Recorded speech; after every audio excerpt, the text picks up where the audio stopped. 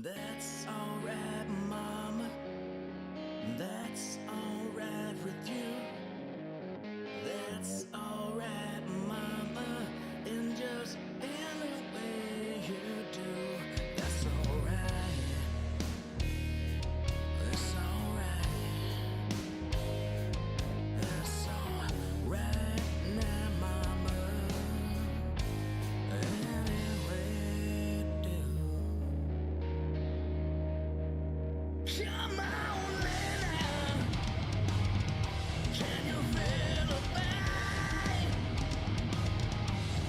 Into him now, about this new world. Ain't no track. Papa's got a brand new eye.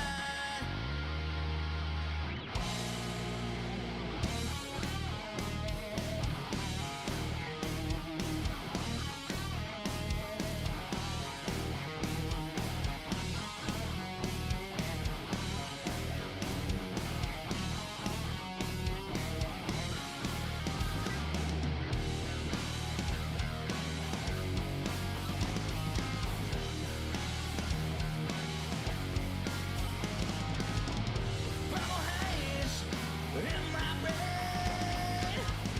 Lately things just don't seem the same.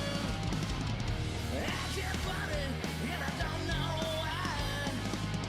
Excuse me while I kiss the sky.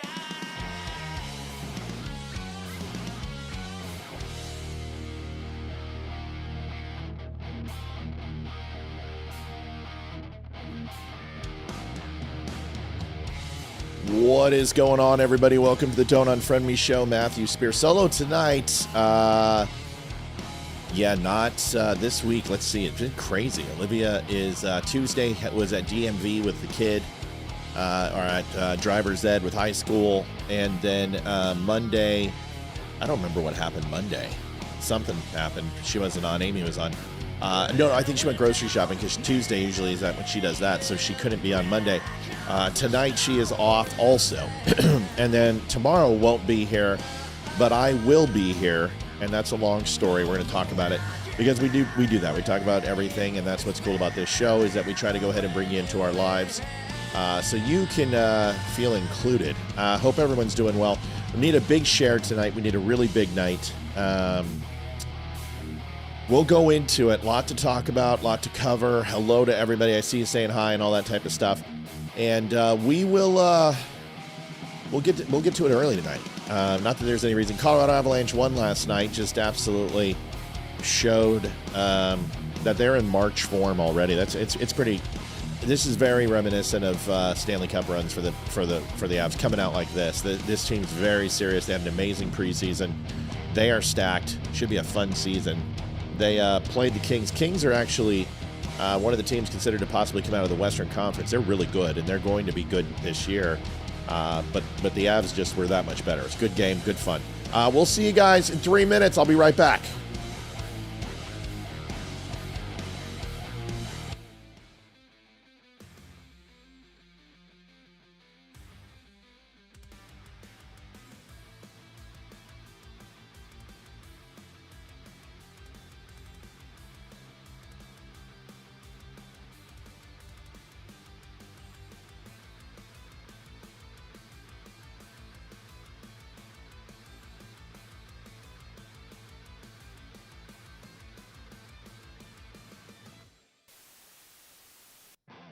Do you want the truth? Are you tired of being so confused? You feel like you're more fucked up than the lies on the evening news? Well, just step right in. We can talk about it all as friends. And if you want, we can hug and kiss and make up for the party ends. Agree or disagree, still agree with me. 'Cause I'm everything you want, damn sure what you need. I won't tell no lies, back up all the facts be true.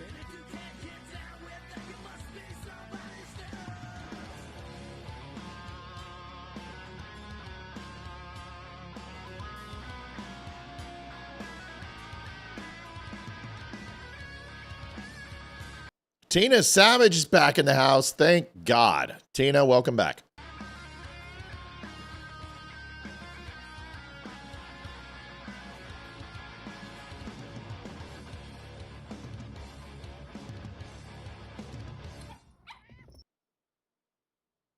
Matthew, it's Judge Janine, and I wanted to congratulate you on the Don't Unfriend Me show at the Dumb Show. I was thinking about that whole thing the other day when I thought it was right after Donald Trump was elected that everybody on the left started unfriending anyone on the right. So I'm glad you're calling them out. We've got a great name for the show, and I hope that you're true to the values, conservative values, Republican values, and that you call those people out. I think it's great. And I know you've got 135,000 followers. I hope you get a lot more. And just keep the faith. Keep fighting. I think we may get America back. But in the meantime, we've got a steep hill to climb. And you're one of the fighters, one of the patriots. So thank you for what you're doing. Adjusting transmitter output.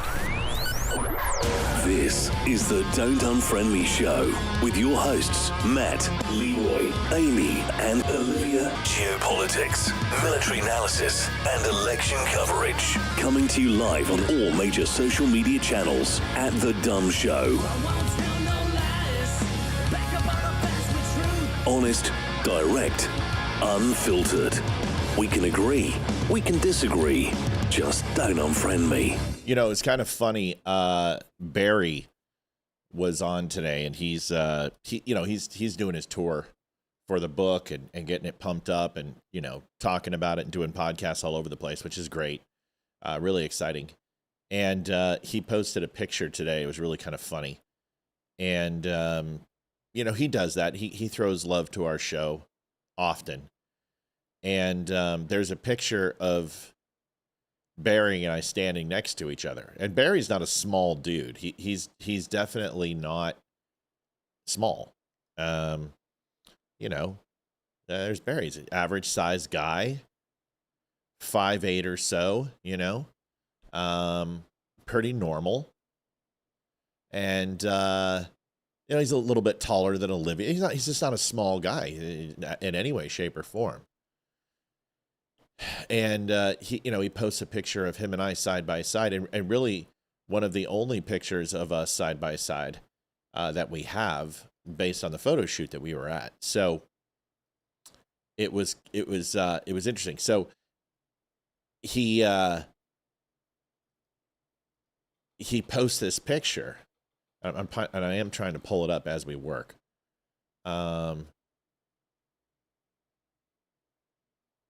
So here's the picture. And part of my hair is cut off in this photo. So there's probably another, I don't know, inch of hair in this shot. And Ryan Weaver comes out and he sees it, which it's just awesome. Seeing Ryan Weaver follow Barry, because they need to do headshots together for sure. And I know they haven't, but they should. So this thing comes up, and it pops up, and then I go and I read it, and it says, Olivia Spear goes, "Hey, two handsome men right there." And then Mandy Del Rio, who we love and adore, comes in and goes, "Great pick." And then Ryan Weaver slides in, and he's like, "Man, I didn't realize he was that friggin' huge." Nobody does. Like, when you're sitting down and the camera's front facing, you get some chub to your face and the camera puts on, this is the way it is. But when you see newscasters in person, they look a little bit different. But I don't, like, I'm fairly fit. And the chubby cheeks are just inherent with me. And they work when I stand up. But when you see the head, which is a big ass head, you don't know how tall I am. There's people who, the trolls come on and they start talking trash. Like, oh, you're 5'8", and you're middle-aged and overweight and whatever. I don't care. That doesn't really bother me. But, you show them a picture of you standing and they're like, Okay. Total different conversation. So Ryan goes, man, I didn't realize he was that friggin' huge. And then I come in with Ryan and I'm like, that's what she said. And then Barry laughs. It was kind of a quaint moment. But, this proportionately, I'm pretty much bigger than everyone I meet. I'm not a small guy. I've never been a small guy. I'm a big dude. And I'm 6'4", and I'm 225. And I'm a big dude. There's just no doubt about it. I've got a hockey player build. It's been there since the military and since I played hockey and rugby, and that's just the way it is. But you don't see it when I'm sitting down. But if you see me next to Olivia, you're like, holy crap, that guy's big. I'm big. I'm a big guy. So it was just kind of funny.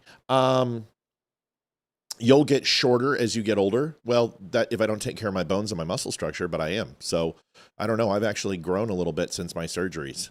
So I've decompressed my spine quite a bit from where I was. So I've actually grown about 1/4 of an inch. So we'll see. And I purposely watch my posture and stuff. Anyway, Tina Savage is back in the house. Wonderful to have you here. Pretty awesome.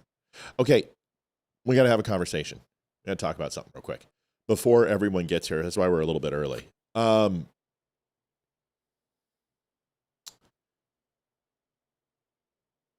So here it is.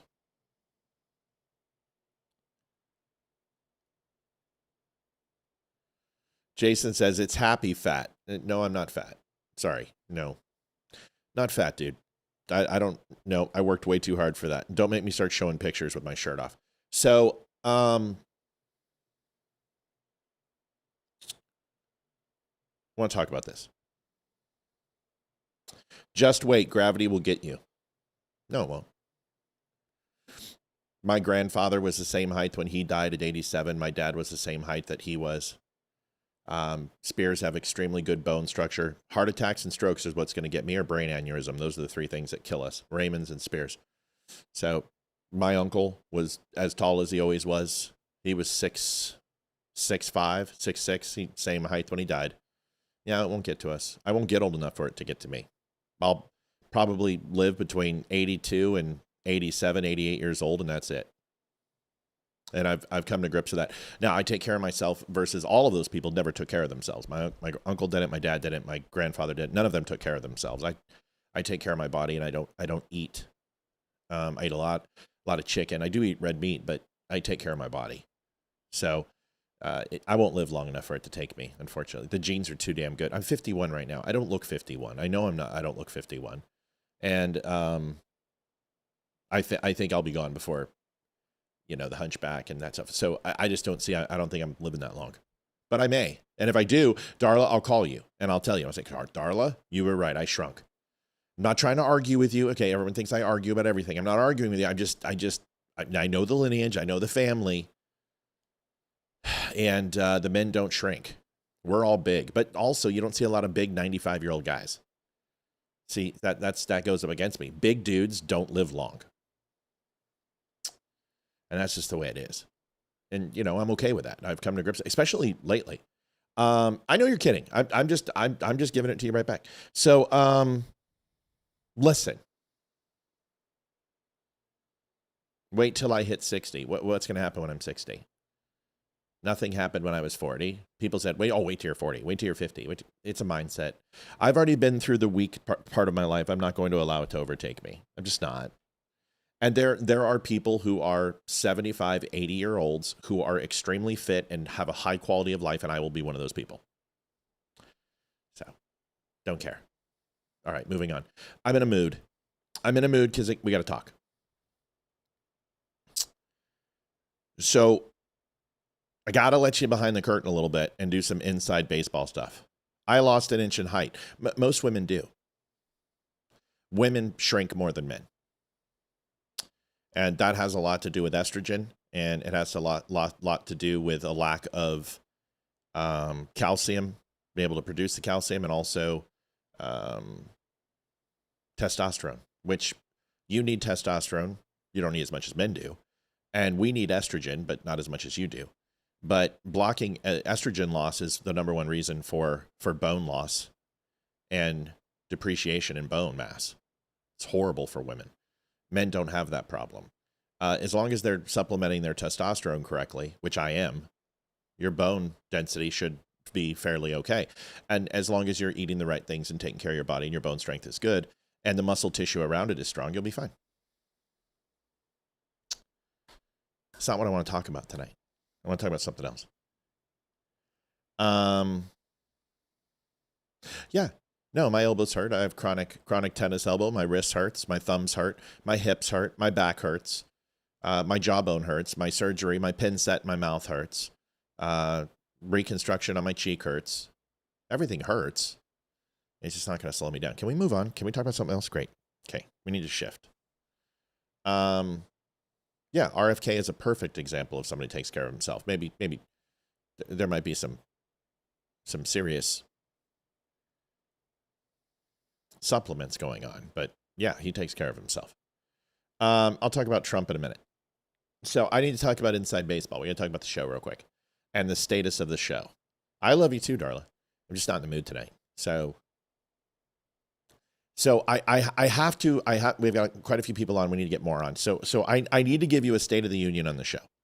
And we haven't done this in a while, but it's really important for everyone to understand where we're at as a show. Okay. The show is doing well. The live show is doing well because of donations, and donations are great. And by the way, you can donate to thedumbshow.com/donate, which is right down here. Last donation was from Mike Roch at 1234. Thank you, Mike. And gold tonight is 300. So, yep. Testosterone's a game changer. It's the greatest thing in the world. Okay. Let me focus. Let me get this out. So, a little State of the Union. When we redid the studio was designed, one is so the show could grow. And it's been absolutely a godsend because it makes recording easier. It makes production easier, having the research here right in front of us, be able to have guests come in, being able to shoot pockets of the show over in the corner against the green screen. It's a studio. It's perfect. And it's changed our lives. And without it, I don't think we would be nearly as productive as we are. Okay, so that's number one. So when we did this studio fundraiser, the listeners funded it. It was a listener initiative. Now, we put our own money into it as well, but 70% of the lift was done by our listeners, which is incredible. So we can't thank them enough. And also, our listeners have filled the gap for the last 2 years. They have donated to the show. They keep the show going. The $300 it helps every night. And with Facebook and YouTube and Rumble and everything else doing what they're supposed to do, which is helping us with their advertising, we would be good. Here's the problem. And I don't know how to be any other way than honest. I don't know how to be any other way. So I'm just going to rip the Band-Aid off and say it. The Don't Unfriend Me show has always been about giving back. And it doesn't matter whether it's a Travis Manion Foundation for an annual donation. It doesn't matter whether we have live shows where we do fundraisers in the middle for a nonprofit. It doesn't matter whether we have a viewer who needs something and we help them. It doesn't matter whether we have a guest and we help them, or a viewer who needs help. We've always tried to help. And it's something that we pride ourselves on. It's an amazing thing. And we love doing it. And there's not a but here when it comes to that statement. The but comes into that there's a limit. And I was going through the books and I went through the numbers, and in the last 45 days, we have given out almost $12,000 and given money back. Now you might go, wait a second, how is that possible? Well, you got to remember, a big portion of that was the Fathers' Lives Matter night, which we matched donations, and we had no idea how fast it was going to grow. And I kept my word, and that was a very large amount of money. But in the last 45 days, we've had 5 different viewers ask for help. And not going to say anything about who those people are. They know who they are. I know who they are. We've spoken. And the answer is always yes. In fact, we've been asked for various amounts and we always give more. Only one time, and that was today, that we couldn't possibly give what that person needed. And we gave as much as we could. And sometimes it comes down to voices or just having a conversation and trying to find resources to help people or whatever. But whatever it is, we always try to help. And then you had the Charlie Kirk donations from the shirts, which was our decision to do. But it's a lot of money going out of the store. It's a lot of money going out of the company. And then you have to look at losing Wimkin, which was a business decision. And most of you have looked up what that was and why I did that, and you know why I did it. Because it's integrity, and I will not be a part of things that are like that. I just won't do it. And you looked it up, and you all know why. And if you don't know, then you'll look it up someday and you'll figure it out. But I am not going to be a Tim Pool or a Ruben that wake up and find out that, and Benny, that money I'm taking is coming from a place that I don't agree with.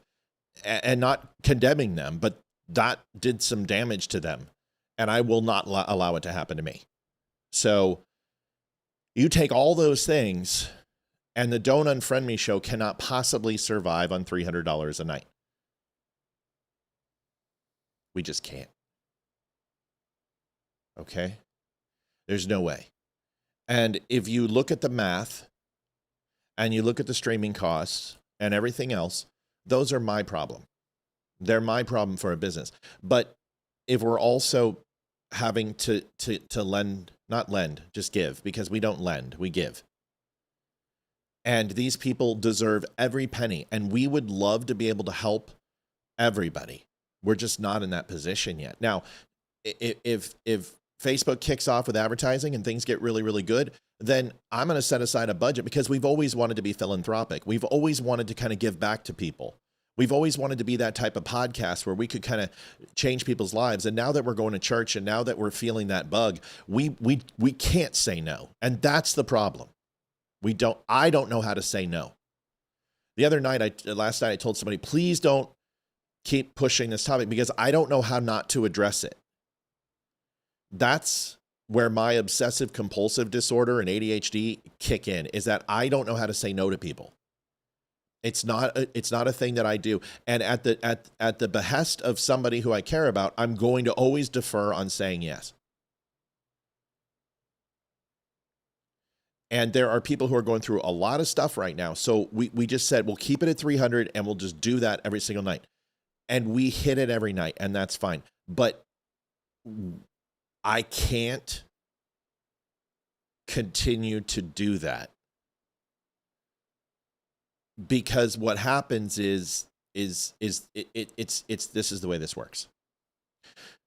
Somebody says, hey, I need to borrow money, or I need money. Can you help me? And we find it and we say, here we go. And then it takes 5 nights to make that money back, because when you see $300, that's not net. We have overhead, we have energy costs, we have internet, broadband is incredibly expensive. We have software to run the programs. We have our time invested into it. I mean, all of these things.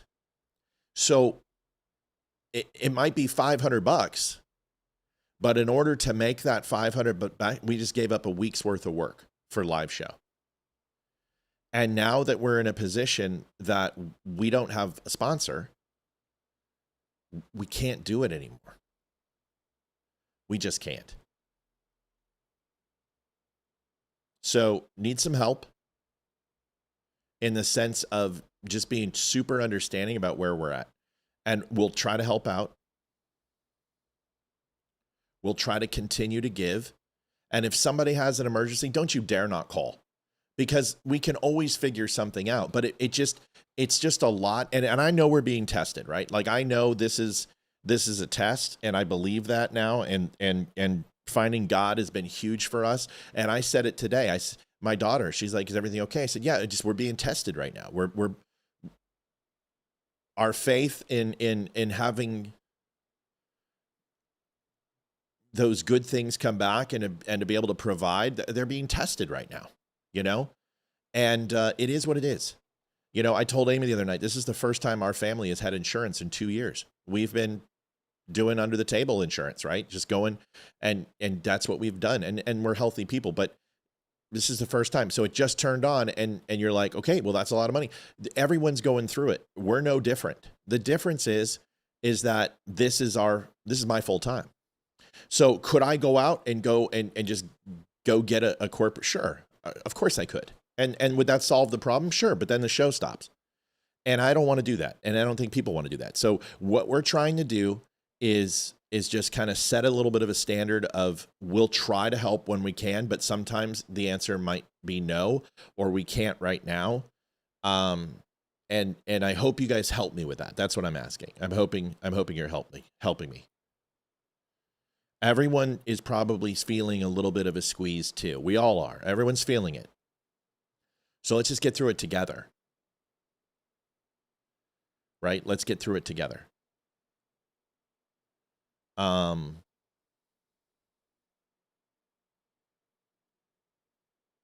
That's it. That's all I ask.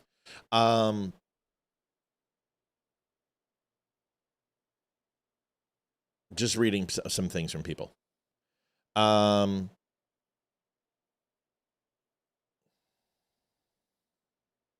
Gary says, you are one of those people living under a rock with your head in a hole. I don't know what he's talking about. He's probably talking about somebody else. Maybe he's talking about me. I don't know. Yes, and he can't make his own laws by behaving like a lunatic or bullying people who don't want to go against the Constitution or civil rights by his violations of them. Construction, I don't know what we're talking about. People need to do research on who they donate to. Red Cross, nope. Gas station, Roundups, no. Goodwill, no. These are, people, we've had that conversation a million times on the show of who you should.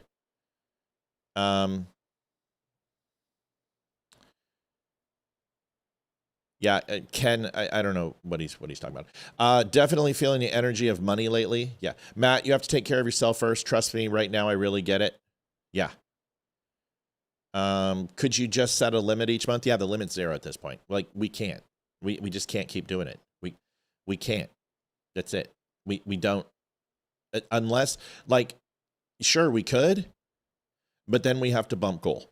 And I don't want to do that. I want to just keep it where it's at, and I want to overdrive it.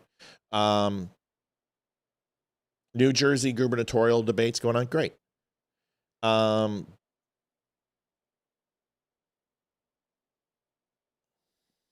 Tammy, there's no rush. Okay, they're talking to Scarlett. Okay. All right.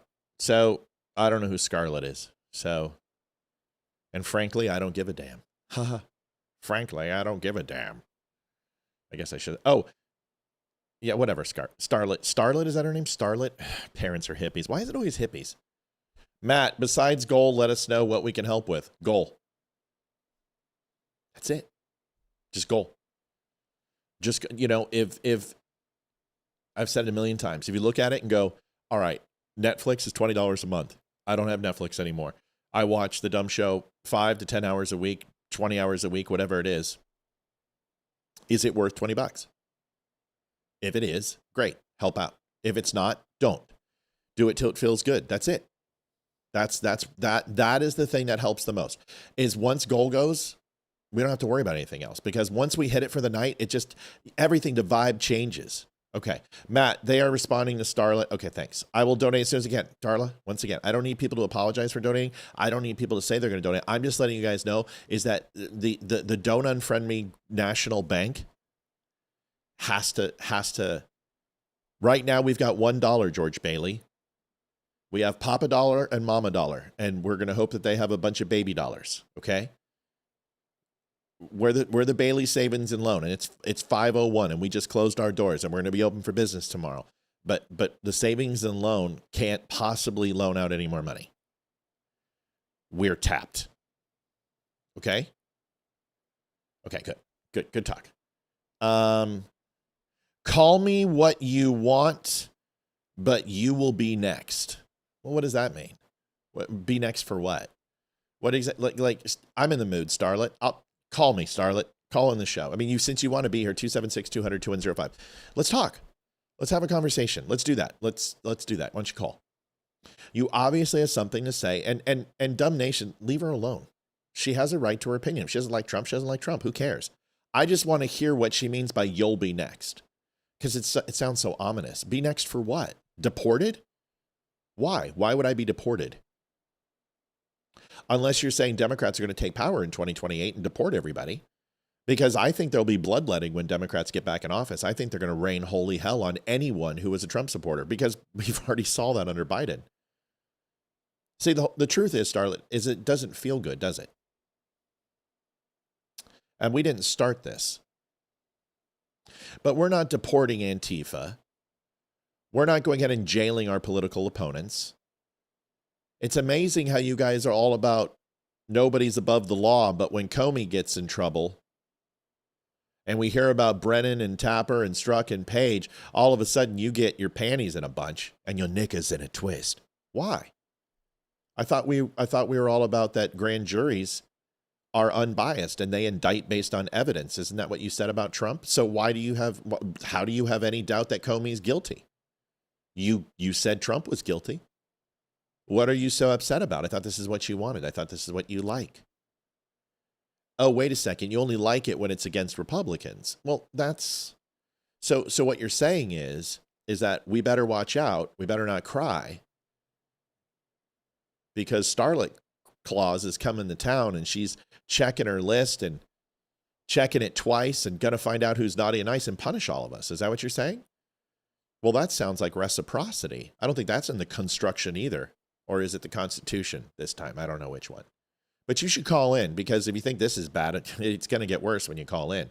But if you want to have a conversation, I'm willing to do that. I'd love to have a conversation with you.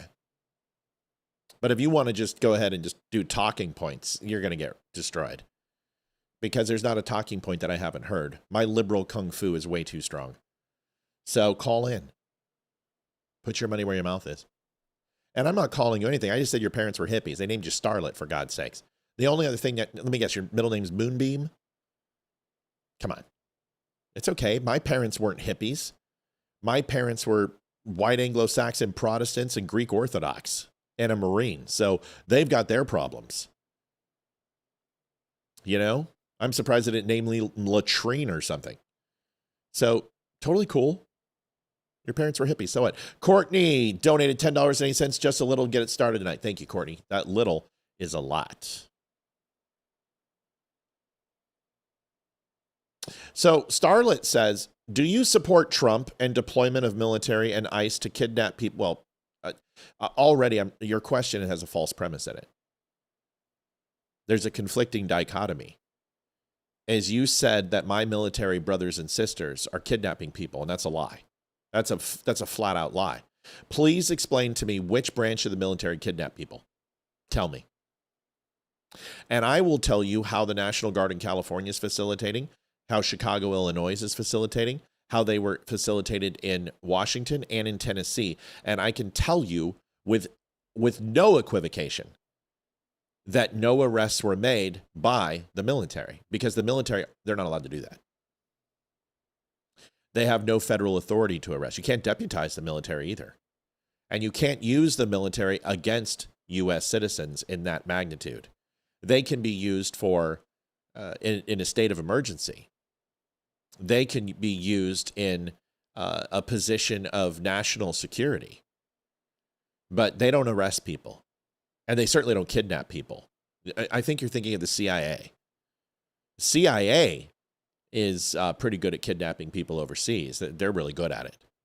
There are some soft groups that are also pretty good at kidnapping people if they need to. Really good against the cartel and the Mojahedin and other groups. But as far as American citizens, you're being disingenuous. And you're lying. Andrea Beal donated $5. Wish I could do more. Andrea, it's enough. It's something. That's all that matters. It's something, and it's going to get us there. So thank you. We appreciate it. But I'll finish your ridiculous statement. And ICE to kidnap people, arrest people who do not support his views. Well, once again, another false premise. Please tell me on the arrest charge what view of Donald Trump's they broke. When these people are being arrested, detained, or deported, can you please show me the actual statute and state or federal law that they've broken? Please show me. Because I don't think not liking MAGA is a statute. In fact, I'm positive it's not. And it's not on any state book or federal book that there is. So another falsehood. And do any of you agree that nonviolent protesting people are being arrested, jailed, and no trials? You have to define nonviolent. And not all people who are arrested at protests get trials. Some of them are having misdemeanors. And they're not a Class A misdemeanor. These are lower end misdemeanors, so therefore they get a ticket. Or they might have an order to appear. They all don't get trials. And they all don't get jailed either. Not all of them even get booked. Most of them get taken down a block or two out of the fray, and they are assigned a ticket and then released on their own recognizance. CJ Jenkins, $100, always your fan. Love you. You're the best. Thank you, CJ. So everything you said in your entire sentence is literally garbage. It's just garbage. Now, I'm going to be showing a couple of videos tonight of why people are arrested. And see, what you don't understand is that there's certain things that you can't do on a protest. An extension of your body, which could be throwing something, which could be hitting somebody with a bat, spitting on them, anything that assaults a person, especially an officer, with an extension of your body or through your mobility and ambulatory nature is considered assault. And if you spit on a cop, although non-violent, you're going to jail. Or you're going to be taken down to the ground and given a ticket or something else. Maybe you might get an elbow to the head too. You might get a pepper ball to the noggin. Here's another one, trespassing. If ICE comes out and says this is an ICE facility and you can stay there all you want, but if you touch this area right here on our property, you'll be dealt with. And a pastor comes on and he puts his hands out and he's in priestly garb, and I don't even know if that's real, and starts praying. And then another person with a backpack steps on that property who could have anything in that bad backpack, which could just blow that retaining wall to hell. Because let's face it, a lot of these ICE guys have been in Afghanistan and Iraq, and we saw plenty of that shit. So they load him up with pepper balls, and one pepper ball goes off the guy's head and hits the reverend in the head, or the pastor, or the priest, or whatever the hell he was. And he drops like a sack of potatoes and then takes a few rounds to his back and his chest. You stepped on private property. You stepped on federal property. And at that point, when you have been told that is not the area you go to, you can be arrested, you can be ticketed, you can be jailed. All legal. And nothing about Trump was even said. In fact, they were spewing horrible atrocities towards Trump. They were saying things about ICE's mother and daughters and what they would do to them when they unmasked them. I mean, horrible, atrocious stuff. All freedom of speech protected. I have a feeling you've moved on, Starlet. Frank Riley donated $26.25. Are there lifetime consequences for these federal charges against the Antifa members? There should be. And as much as I can't stand the Antifa jerks, I felt the same way about the J6er. So when you pull that out of your bag of tricks in a second, you see, what's great is that when you get on the side of what's right, you never have to apologize for it. And I never get to be called a hypocrite because I was just as hard on the J6ers. So I know that one's coming. Name calling is Trump's ways. Name calling is everybody's ways. Let me give you a few. Are you ready? Xenophobic, homophobic, transphobic, Islamophobic, racist, Nazi, deplorables, terrorists, insurrectionists. You want me to go on? Bible thumpers, Rust Belt flyover states, the uneducated party. And it's funny because you're going to go ahead and say, well, Trump said he loves the uneducated. Yes, because what you guys don't have is you've lost the ability to be sardonic. You don't understand sarcasm. That's on cable, and you must not get that channel. Because he's using the name as a badge of honor, like we call ourselves dummies, because we've been called everything else. So the don't unfriend me's are who we are. And the dummies stuck. And you guys, you got your dumb show, dumb is with a B. Tard. So, yeah, I will, if you can't handle this, if you can't handle a little ribbing about your name, if you can't handle a little bit of that, then you've already done far worse. And I know you've done far worse, because all I got to do is open up your page, and I guarantee you have said things that are 100 times worse than me making fun of your name. And that was good humor fun. I mean, saying your parents are hippies. I mean, your name's Starlet, okay? That's it. I mean, what else do you want, Moonbeam? Was Dweezil taken? Janis Joplin wasn't available at the time? Okay.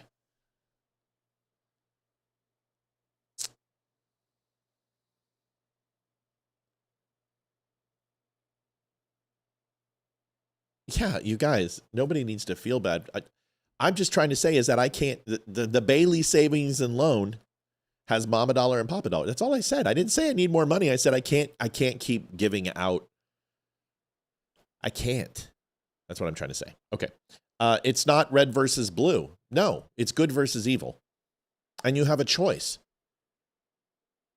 Do you think there's things that we don't agree with about our own party? Of course there are. But I don't make it about red versus blue. Do you notice my hat has blue and red on it and it has a donkey and an elephant? Do you notice that? Did you even look at the logo before you came on? I happen to believe that classic liberalism is the greatest thing in the world because guess what? Democrats and Republicans were born out of classic liberalism. There's nothing wrong with liberalism. You're not liberals anymore. Just like the right in 2014, from 6 to 2014 with Obama, they weren't conservatives anymore. They were Christian zealots that were selling Islamophobia when there wasn't a reason to, but now they're nowhere to be found. Thomas Shin donated $5, just a little more. Let's keep the best show on the internet strong. We love you, Tommy. It's kind of funny that the Republicans were all about Islamophobia, and now when they actually need to be a little bit Islamic phobic, they're nowhere to be found. See, people make it sound like having a phobia of something means that you're a racist or you're a theocratic elitist. There's nothing wrong with it. Phobias are completely natural. People have fears of spiders. They have fears of heights. And they can have fear of large groups where 2 billion people truly believe that they have a divine right to exist where others don't. Yeah, I have just a little phobia of that. I have a little phobia that the Nation of Islam is going to take over Europe, and it is, and it's well on its way. France, Germany, England, they're done. They're toast. 6 out of 10 of their politicians will be Islamic. They're having babies at a rapid clip, where the rest of Europe is having babies at a 1.3 rate. 0.9 is ball game. And the Nation of Islam is having kids at an alarming rate in these European countries, 3+, 4+, 5+, 6+ in some families. It's simply just going to be a matter of numbers. Do I have a little bit of phobia over that? Sure I do. I also have a little phobia over the English because I remember what they did to us in 1776 and prior. I have some fears of Japan too because I remember what they did to our soldiers. I remember what they did in Pearl Harbor. I have a phobia of Germans. But that doesn't mean I'm a nationalist. It just means that I hold people at bay. What's wrong with that? Why can't you do that? Oh, and by the way, I do also have some problems with white people too. Yes, I do. Predominantly the people who apologize for the side of evil. Because let's face it, there's a lot of things that conservatives are doing that you may not like, but there is no shit that we're doing that's at the level of what Democrats are doing. You guys are just plumb crazy at this point. You can't even be called Democrats. I can't even say the word Democrat with a straight face. You're nothing. You are literally socialist progressives. You have abandoned God. You have abandoned life. You have abandoned children. You have abandoned the key principles of freedom of speech. You talk about a democracy, but democracy wasn't even mentioned in the Constitution in any way, shape, or form, or the Declaration of Independence. We're not a democracy. We're a constitutional republic with democratic representation. That's not the same thing. We're a nation of the individual rights, and you guys are about collective rights. You're about collectivism. You're one step away from making sure that the government owns all means of production. Do you know what that's called? Look it up. Pretty sure it's in a Karl Marx book somewhere. I'm sure Pol Pot or a Maoist somewhere can tell you about it. Maybe Che Guevara. You guys love to wear shirts of him. This is good versus evil. It's not red versus blue. You can say it's dark versus light, black versus white, whatever symmetry you want to use. It doesn't matter. You guys came and you crossed the line. And you're no longer going to be able to cross it. because we're not going back to it. DEI and wokeisms are dead. And if you really just knew the etymology of those ideologies, you wouldn't support them.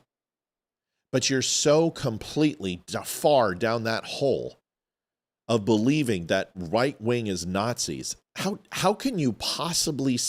It just shows you've never learned anything about history.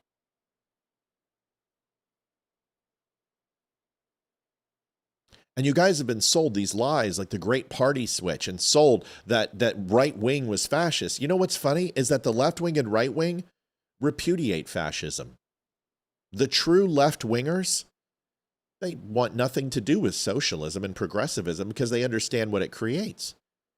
It's the bastion of destroying democracy that you so covet. Because collectivism dies under socialism just like everything else, except for the state. You guys are sitting here and saying, look at all the power of Donald Trump. You're literally supporting policies that expand the government. That's fascism. You want the government to be big. You want it to control everything. And you're just complaining because it's the wrong guy controlling it. It's funny, isn't it?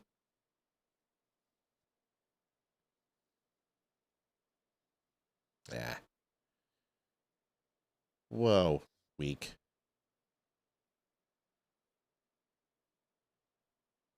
Annie, I think you should just give up. I don't think she's going to come on. I think she knows she'll get worked. Yeah, she did. Monosyllabic vocabulary. Me see things. Me big. Me can't use phone. All right, we'll just move on. Hopefully Matt will show it. Yeah, when I'm done. I'm on a rant. Cut me some slack. He spoke specifically about the birthright. She didn't listen to anything I said. She's too entrenched. She doesn't want a conversation. She wants to be right. She's not right. So don't even engage with it because it's not.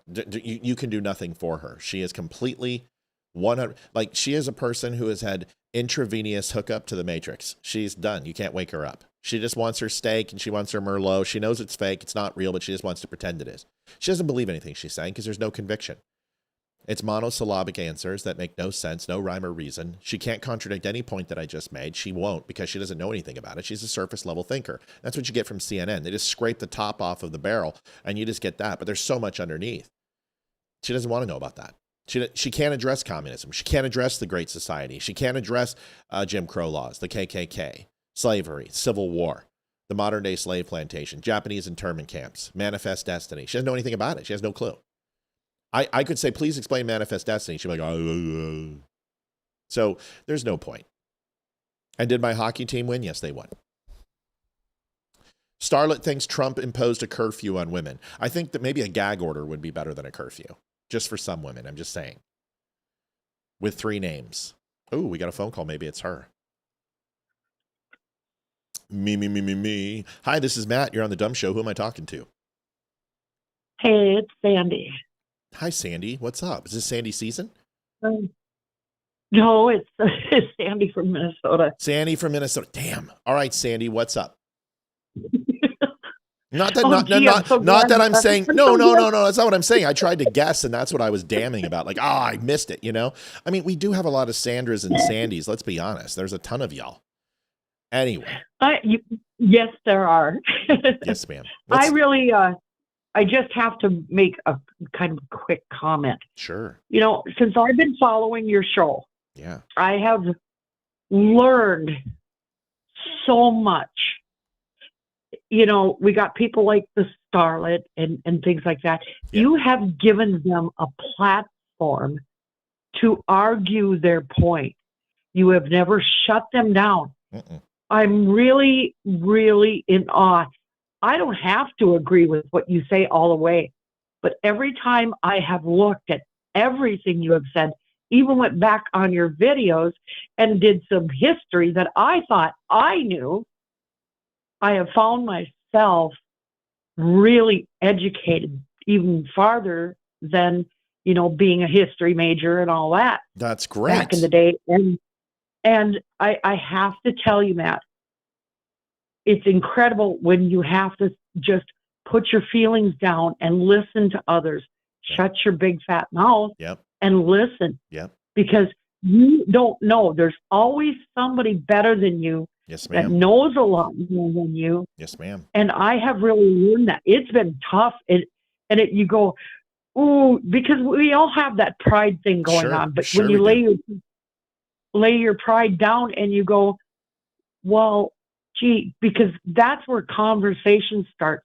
That's where we start listening to each other instead of, you're a Nazi, you're a fascist, you're this side, you're that side. Right. It was all designed in the beginning to divide us, to get us to hate one another. And you're right.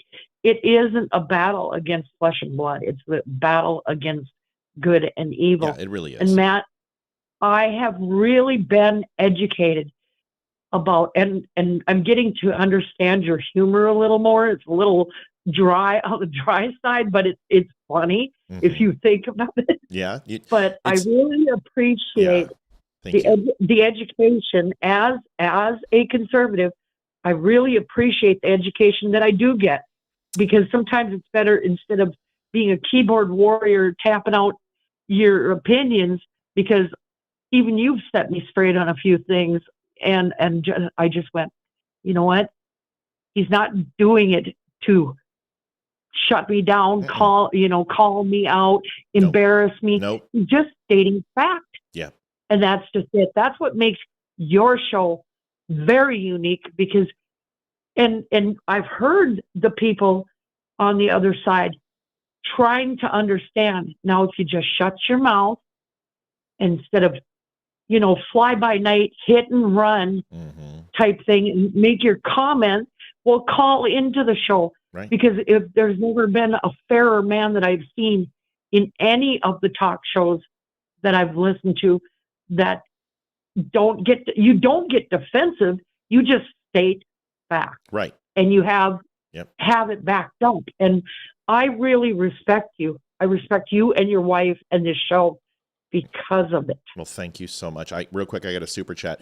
Due to Democrat Party's policies on inclusion, they can continue to do a poor job policing more extreme members. Tribalism is so bad that they refuse to call out bad actors. No self-reflection. I'm going to talk about that in a second. Sandy, I really appreciate your words. It means a great deal to me. And I want to be honest with you. There is never any animus in my conversations with people. Like Rob Jackson and I last night, I'm not mad at Rob at all. I wasn't grumpy with Rob. I'm not trying to hurt Rob. I don't have the gene inside of me where I don't tell the truth. I just say it. And people, trust me, people have tried. There are people who have who've tried to do background investigations on me. There's people who've tried to hire private investigators on me to get dirt on me. Tom Shin's donation. I did call out Tom's, Olivia. And it always comes back the same way. We've also had a lot of trolls who've been like, oh yeah, well, we're gonna go ahead and do deep research on you and find, and I'm like, good luck. Let me know what you find. Yep. And because when you live a life of virtue, but you also admit the things that you've done that have been less than pure, and you openly embrace them, then you have no fear.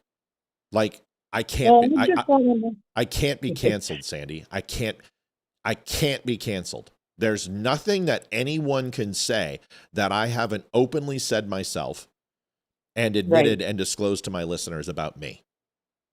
And that's a sense of altruism that people just are afraid to have. They're just terrified to have people judge them. And I just don't care about what people think about what I've done, because with that and $4.25, I can buy one hell of a cup of coffee. But I care about their opinions, Sandy. And I care about them teaching me something about them, because that is how you become a purveyor and a collector of facts, is by listening to other people and building credibility with them and you, so you get to a place of trust where you can start changing each other's minds, and then the best work can be done. Our best quality work can be done when two people like each other versus hate each other. And that's the problem with debate. It's prosthetic, it's fake, and there is no emotional investment into it that warrants any reaction other than stating your fact and then shutting up and letting the other guy go, and stating another fact and letting the other guy go. So they pretend that it's emotional. They pretend that it's vested when it's prosthetic and there's nothing in it worth value. That's why I don't debate people. Right. Make sense? Right. Yes, it does. And, here's just the thing is, just always remember that none of us walk on water. None of us are perfect. All of us have some form of skeletons that, sure. But if you bring it to light, then they have nothing. That's what I've always lived on. Yeah. Hey, I've got nothing to hide. Yeah. I once was this, and this, but God saved me. And it doesn't matter what man thinks. It's what God thinks. Sandy, pause real quick. I got to answer this other phone call and put it on hold, and I'm going to come right back to you. Hey, caller, just hold 1 second. I'll be right back to you. I'm on with Sandy. Give me 30 seconds. All right, Sandy, you get last word. You got a 30-second word, and I got to kick over to the other caller. Go ahead. Okay, thank you. No, if you're on the other side and you're going to just make comments, give this man a chance, because he's not there to run you to the ground. He's going to hear your side of it. He's not going to shut you down. You get your free speech here. Total, absolute free speech. Yep. Thank you. Yes, we love you, Sandy. Thank you so much, buddy. We'll talk to you soon. Hey, what's going on, caller? Where are you from? What do you want to talk about?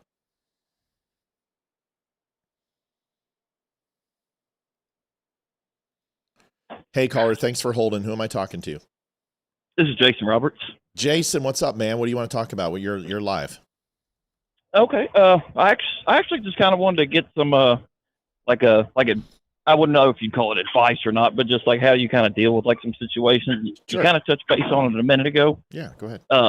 Was how like I have a lot of like liberal friends. It doesn't stop the friendship. Mm-hmm. But whenever we go to talk about stuff like where they focus on the masses versus the individual, right? It seems like no matter what topic that we're on, it's like fluid. Like it keeps moving to where they overlap, to where like they can't defend the transgender and women's rights at the same time, because one steps on the other one's toes.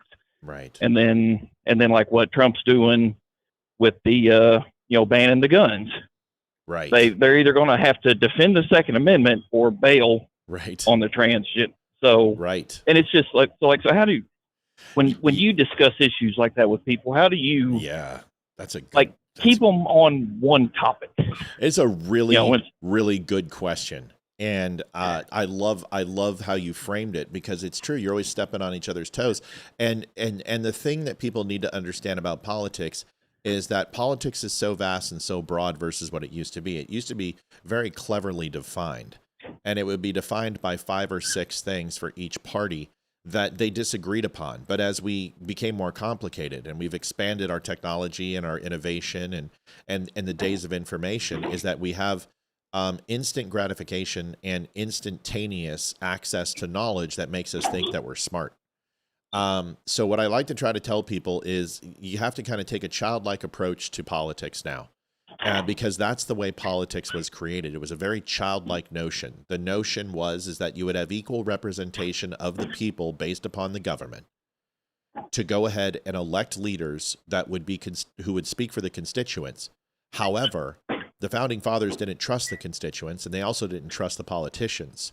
So the checks and balances were put there to make sure that nobody had enough power. And with that comes that decisions sometimes will be undecided by government and can only be decided by the states and the people. And it's an interesting thing in a default. So what I always try to do is simplify the government, and I try to help people understand, how has the federal government changed your life? And unless you've worked for the Fed, or unless you're going to talk about taxes, the answer is zero. It really is zero. The government...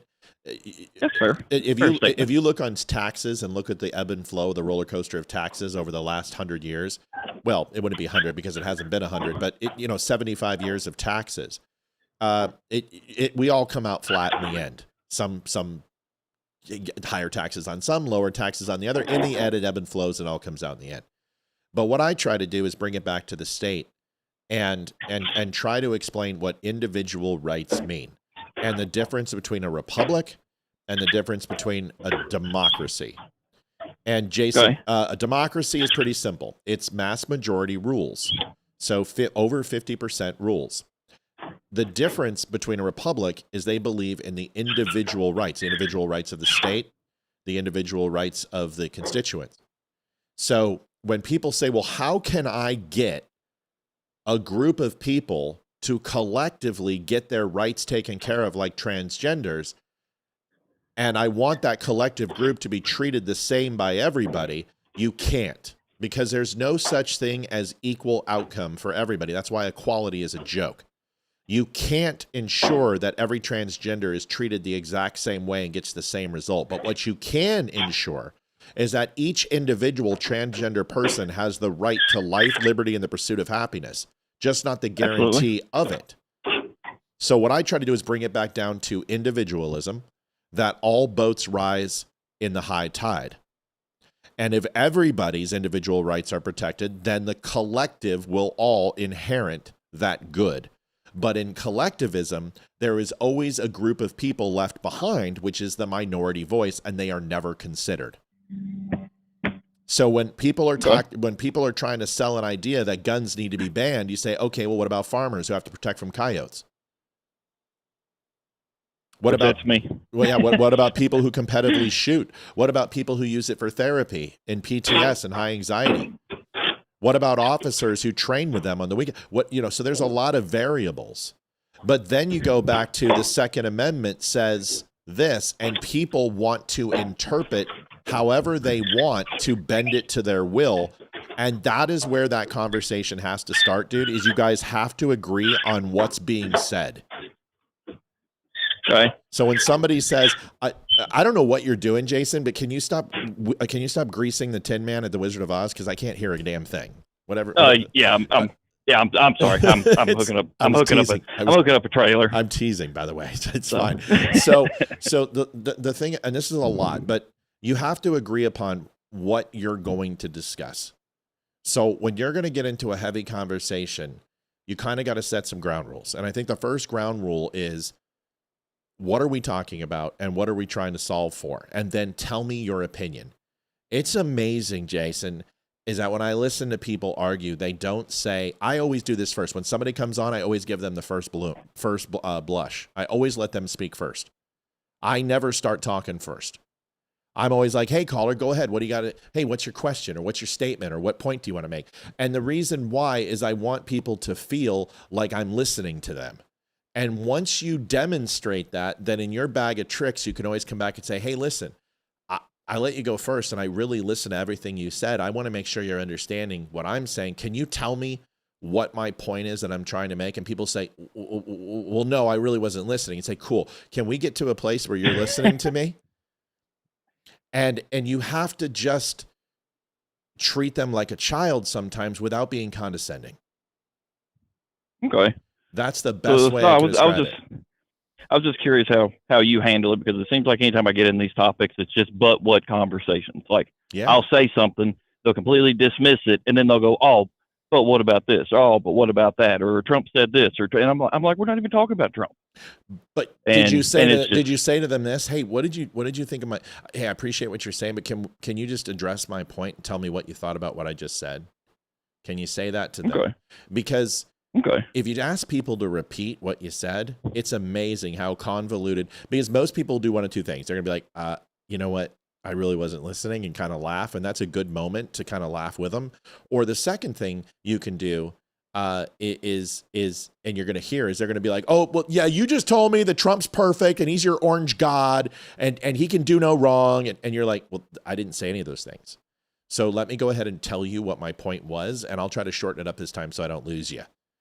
So you're kind of bringing it back to the exchange of what you say and what they say, and make sure that they understand what you're saying, because that's the number one. And the first thing above all, they have to like you, and they have to want. They have to want to change, man. You got to ask them. Listen, dude, if we talk about this is going to be a waste of my time, or do you actually want to learn something? And are you cool to have an exchange of ideas? Most people will be like, screw it, let's just watch football. Okay, cool. Let's just watch football, because that's probably the best answer and the best solution for what is about to happen. Okay. Cool. Okay. And then Yep. And then one last question before I let you go. Yeah. Is on that side, like we know what's here, we know what the challenge points are now from their side. I was curious what you thought was coming next, like what you thought was going to be the next. We've been through bigot, we've been through misogynist, we've been through. I was wondering what you was thinking the next punchline will be. I don't think it'll be a punchline. I think it'll be condemnation. Okay. And they've always been able to say, well, MAGA extremists, but they've never said what the action will be to stop it. I think they're going to very, very clearly lay out a set of rules that they will try to implement through city and local police. And they will start cracking down on any opposition to that and deem it as a threat to national security. Well, they kind of had a test run at that through COVID. They did. To be honest about it. Yep. They certainly did. And that's the next step. Because when you call someone fascist and Nazi, let me just be completely clear. And I'm going to ask you, do Nazis deserve to die? You're asking me, do Nazis deserve to die? Yeah. I believe that true Nazis did. Okay. But not all of them. No, but that's okay. We're not, there's no nuance in this. When they say Nazi, they're not saying true Nazi. They're not saying fictitious Nazi, or they're not saying pseudo-Nazi. They're calling you a Nazi. So that means that you are a singular ethnicity, a singular theocratic rule through fascism. Then I would have to say no to that, But that's what I'm also not a Nazi. But do you understand what I'm saying to you? I do. Is that is going to be their justification to start harming us. Okay. So I don't believe. Listen, J6 is a perfect example. When you call someone an insurrectionist, but you don't charge them with insurrection, you get to treat them like an insurrectionist. And that essentially is the way you would treat a spy or an enemy combatant or a terrorist. That's what they did. They threw him in singular lockup. They gave him bread and water. They gave them no habeas corpus, suspension of habeas corpus, no representation. Due process was completely thrown out the window. And they treated them like terrorists or insurrectionists. The reason they did that is because they just simply labeled them as such. Now, do I think J6ers deserved some of the things that they got from a legal standpoint? Yes, I do. I 100%. Do I believe that 98% of them deserve what they got? No, I don't. And I can't stand the fact that people aren't opening their eyes to this, and they're upset about COVID, but they're not really looking at the atrocity that took place on J6. They just said, you people are enemies of the state. And it was done on a whim. And that is what we should be fearful, because they've already done it once. Very true.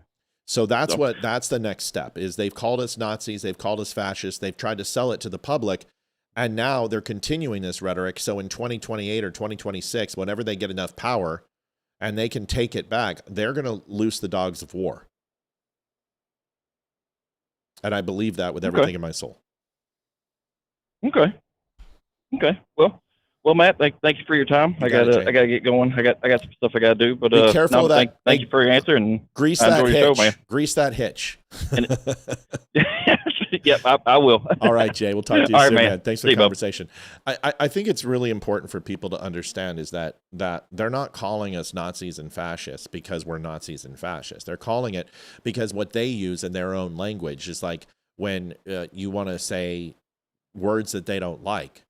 They say, well, you're dehumanizing me. And remember, this is the biggest atrocity for them.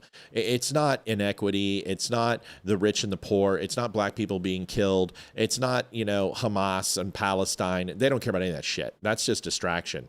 What they truly care about is being dehumanized and looked down upon for who they are. And they've adopted the stereotypes of the people who they've sworn to protect. White people are more offended by other white people than black people, Chinese people, Mexicans. They have literally assimilated and been fed their own BS so much that they play that they're the victim. And this is every class of people inside the Democratic Party. They don't want to be dehumanized. So what is that thing that they do that they're afraid of most? They go and project it on other people. So they dehumanize us. They call us Nazis. They call us racist. They call us xenophobic, homophobic, transphobic, and all these horrible things. But when you level Nazis and fascists against people, it's open season. Because that is about the worst possible thing you could be in the eyes of humanity. If you dehumanize them, which is totally down to Saul Alinsky playbook, it's down to Maoists, it goes all the way back to Nietzsche, it goes back to Darwin, is they did this with religion, is dehumanize religious people and have the science repudiate the church. And you have to replace religion with something because the masses are going to need to believe in something, and they replaced it with religion, with science. They took religion away and started forcing down science. And this is why Democrats can't abandon climate change, even though, how many hurricanes have we had this year?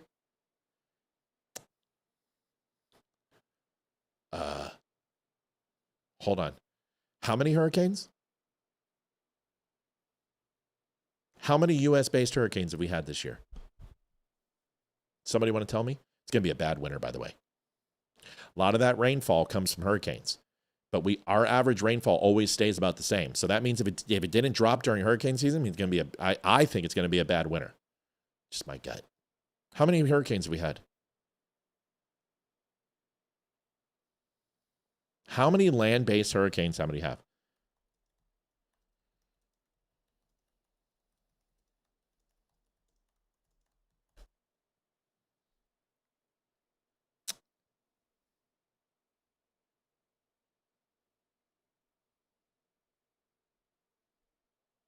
Zero.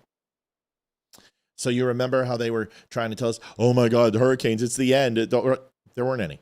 Zero. None. None have made U.S. landfall. Zero. You don't find that odd? I thought the government controlled hurricanes, y'all. Why don't we have any hurricanes? It's almost like that the variables of the earth are beyond comprehension. That it is as chaotic as space and chaotic as anything without a rhythmic pattern. The earth is ever changing, and it's always going to change. Zero hurricanes. So Democrats can abandon their scientific gods.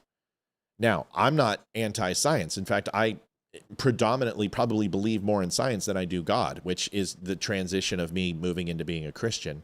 And I'm just always going to be honest with where I'm at with my faith. I'm still attempting to hit it and immerse myself in it. I will never repudiate science, and I'll never repudiate God in that way. And I haven't for a very long time. I've understood the existence of God and always believed there was something there. I just chose not to believe because of the things that I went through in my life, and I blamed him for what happened. And I've come to grips with that.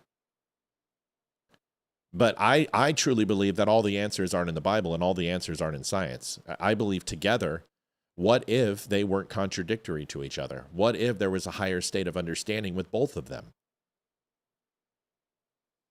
Something to think about.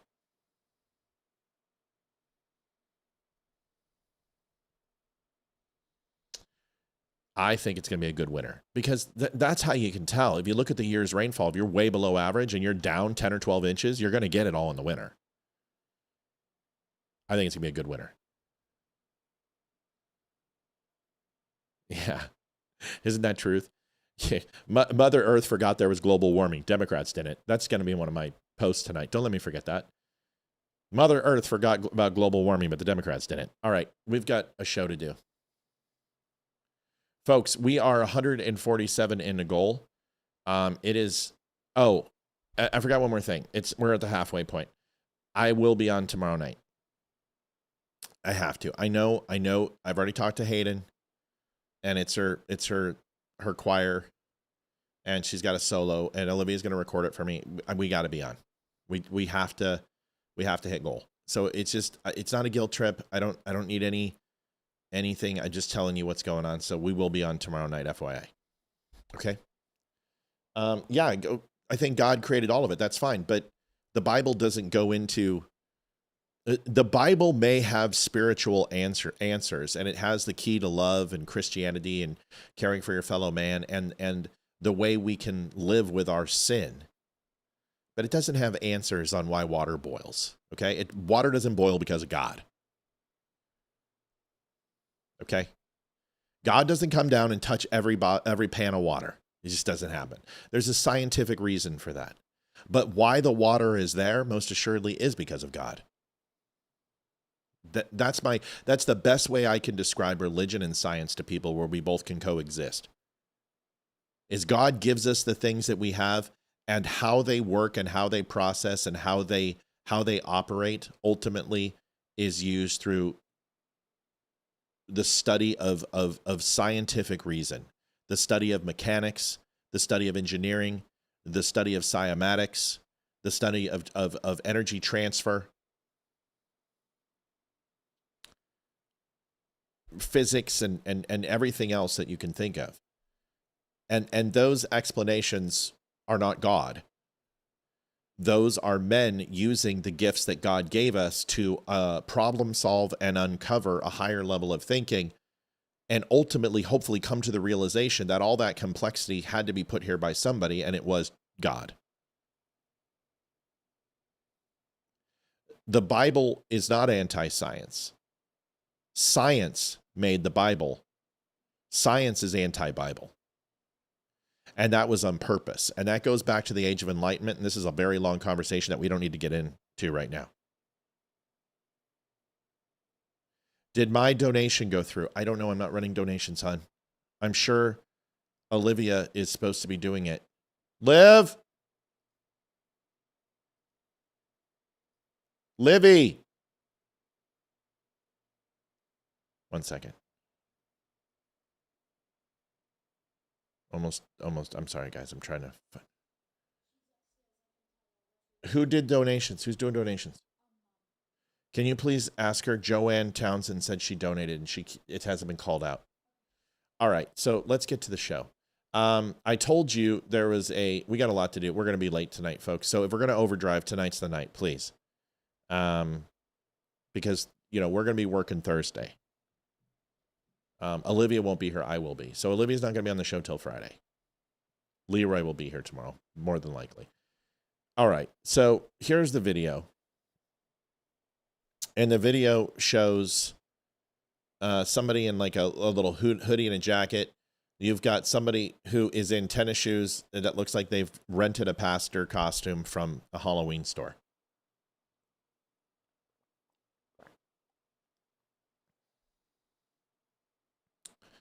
So I want you to watch what happens. You've got 3 ICE agents here.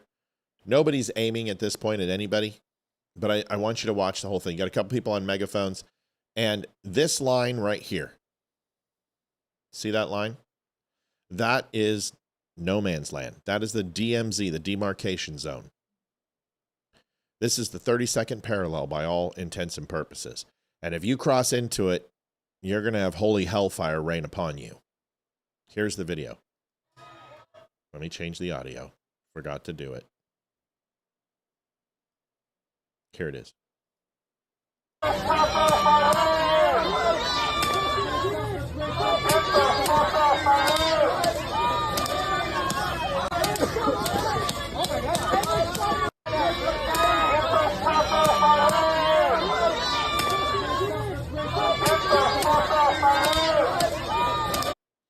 So this gentleman right here is doing the shooting.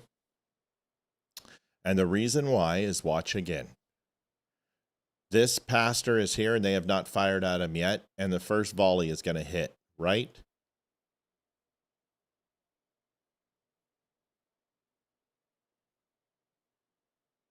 There. You see there's dust behind him. And that's the pepper spray. Then this person comes out of nowhere with a gas mask, and there's another hit, and he turns around, and they are trying to hit him, and they hit the pastor in the head. Just a missed shot. Now, is he going to die? No. Does it hurt? Yeah. And he goes down like a sack of potatoes because it hurts. It's like getting thunked in the head. You ever been hit by a tennis ball inside the head or a dodgeball? That's what it hurts. It stings. And then this guy lifts up his shirt to get hit and gets hit in the back. But here's why. They only hit people who cross that line. See the guy who holds up his shirt? They don't hit him. They only hit the people that came across this line right here.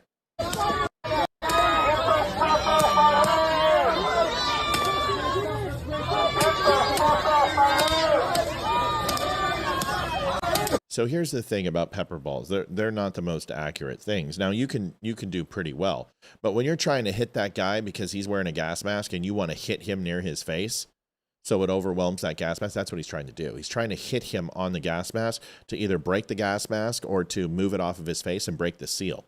That's why he's aiming at his head. The best way to describe it is that if you're doing airsoft, you don't do a headshot unless somebody's in full ballistics, they have a helmet or they have a mask on, then face is full joy. It's kind of an unspoken rule in airsoft. Same thing in paintball. You don't shoot somebody in the head who's not wearing a mask or a face shield. Now, occasionally you might have a cheater, and then, okay, that's a whole nother conversation. But if you're playing airsoft, and you got a sniper rifle, and you got somebody in a scope, and you know where you can put that thing right where you want to put it, you usually don't go for a face shot, because you don't want to blind somebody. You don't want to hit him inside the ear. You don't want to hit him in the temple. You don't want to hit him in the tooth. You don't want to do the, it's just uncouth.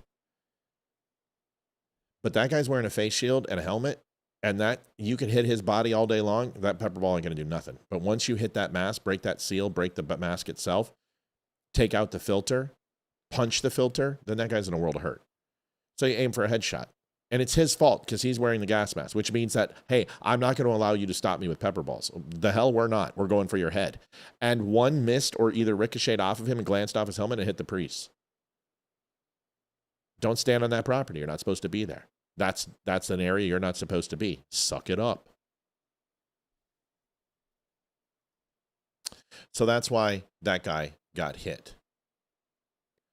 So later in the day in Portland, there is a camp outside the DHS facility. You guys think... And they're all crying because they're tearing down this camp. This is where they were all staged, and a lot of the Antifa bozos were staged there. Joanne, I don't know what's up with Olivia. Let me call her. I don't know if she missed the donation or what. Wait, I think it just went in. Luann Felsky, $50. Is Joanne's in there? Not yet. I'm about to put it in. I was in okay. So I had to pause. All right, thank you. All right. Thank you, Miss Felsky. $50. That makes a huge, huge help, Luann. Thank you so much. $50. We really, is it Felsky? Or yeah, it's Felsky. I've seen you before. Yes, ma'am. Thank you. Mike, I know you do. Okay, hold on. I donate weekly, check now, bump the total. I know you do, and we love you. A monthly Twitch sub, Amazon Prime sub will send the show free money and no extra fee for me. All right, Mike, thank you. We greatly appreciate you. We always get your donations in. We got it last night, and we love when you give us a payroll check each week. It's the greatest thing in the world. Thank you so much. It makes us feel really loved and appreciated. Here is the next one. Joanne Townsend, $10. Everyone, please donate $1 if you can, or more. We appreciate it. Thank you. 20705. So this is outside of Portland. Here is the Antifa headquarters being torn down, and you can hear the proverbial screeching of the Gilder eels, the screeching eels of Gilder. You guys think we won't grow again? This does nothing. This does nothing. Nothing. It's a waste of your money.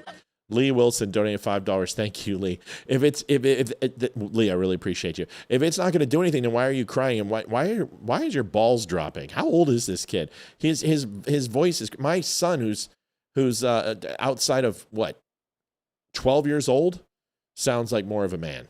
What you're doing? Do you feel anything? Everybody's screaming because they're fucking doing an illegal seizure. This stuff was donated by the community. Who cares? The community here paid money all the food, all of the medical supplies, all of the PPE. I thought it didn't matter. All of the bedding, all of our power banks. Oh, yeah. Everything. What are material items with a communist socialist glee club? I mean, come on. Really? Brenda Shepard donated $10. I agree with Sandy 100%. That's good. Thank you, Brenda. So if it doesn't matter, why are you flipping out? And if it doesn't matter, why do you care about material items? You know, shouldn't those be equally distributed amongst the population versus you? What do you mean you want to keep the things that you own? No. That's not the way it works in a utopian socialist society. The state owns everything. That's the state. You should be happy. You should be like, this is the redistribution of wealth. This is fantastic. You should be excited. Why are you so upset? I can't wait to do a video on this in the morning because that's going to be my entire video. And this is illegal. They gave us no paperwork, no warning. They refused to give us paperwork. So we are going to document every one of you motherfuckers. Great. Document us. We're going to keep all your shit. Every one of you. Pieces of shit. It doesn't matter. It sounds like it matters. Piece of shit. Piece of shit car. That's what y'all are. No, we're not homeless. This is the ICE detention facility from Live Music Portland Festival. And these mother effers kicked everybody out yesterday, said, no, we're not going to touch your camp. We're not going to do nothing. They refused to let us in to get any of our things. They refused for us to get medical supplies. Nice. They refused all of these things. Yeah. So they are stealing private property with zero paperwork. They are required to post notices. They are. Sounds like civil forfeit aperture. Ugh. Civil forfeit aperture. Why do I always have a problem with that word? I don't have a problem with any word. Civil forfeit aperture. Isn't that right? Oh, crap. Why do I always have to look this up? I can't believe it. Forfeiture. Civil asset forfeiture. I don't know why I always struggle with that. Whatever. Who cares? Frickin' Latin. Required to give us documentation of what they did, what they took, and where they will take it. This is all legally required. It's going to the dump. It's going to the dump, yo. You guys think we won't to be redistributed equally? Whatever. Stop crying. I thought it didn't matter. So I can't wait for that video tomorrow. It's going to be a blast. There's no such thing as private property in socialism. Ain't that the truth, Melanie? Yeah, burn it all. You know, pollute the environment while you do it. Really piss them off.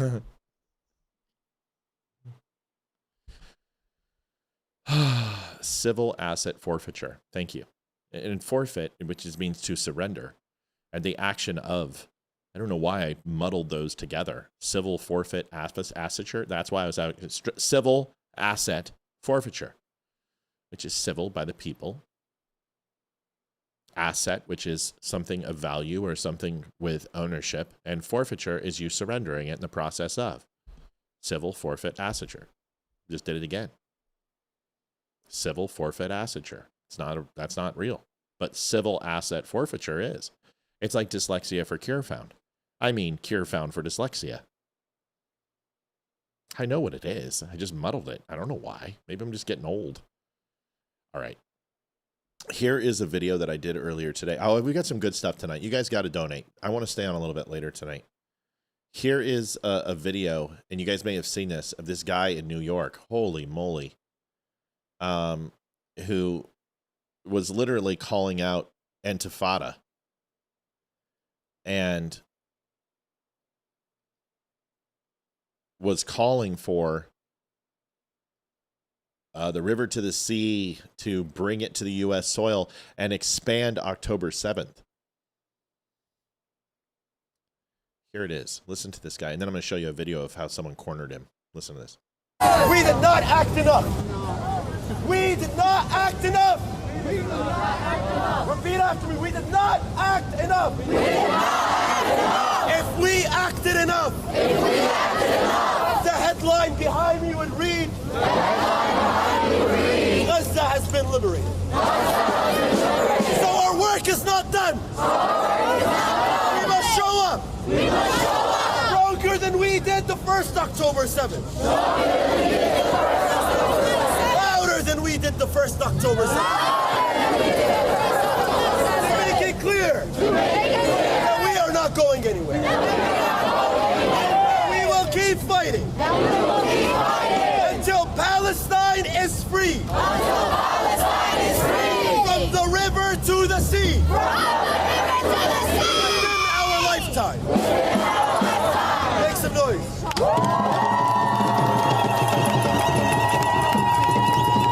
I am letting you know this is a flex of power. And I'm telling you, it is going to cook off. Here is another example. In New York, in the middle of Times Square, openly praying. They didn't have to do this. Can you imagine? We talked about this last night. If Christians walked into Mecca and did this, if Christians went into Mecca and prayed, they would all be beheaded and murdered and killed. Period. End of story. Melanie Marino donated $10.80. Helped a fallen sheriff's family. Will do more Friday. It's enough. We thank you so much. But if Christians went into this, they would be beheaded.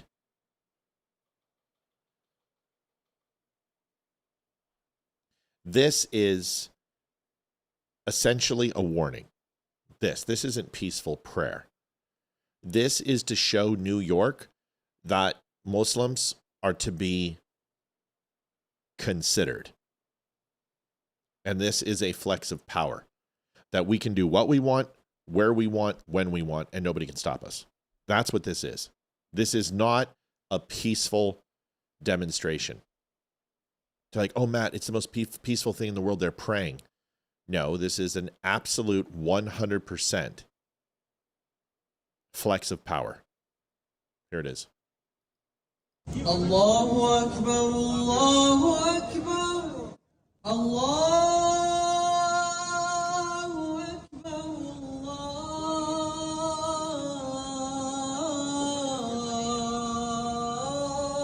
Allahu Akbar. Ashhadu an la ilaha illallah. Ashhadu an la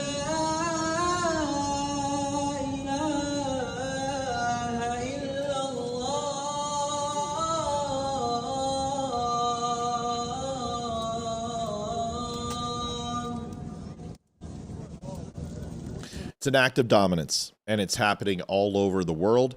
It's happening all over the United States. And this is no longer about the acceptance of the Muslim religion. This is dominance. And this is intimidation.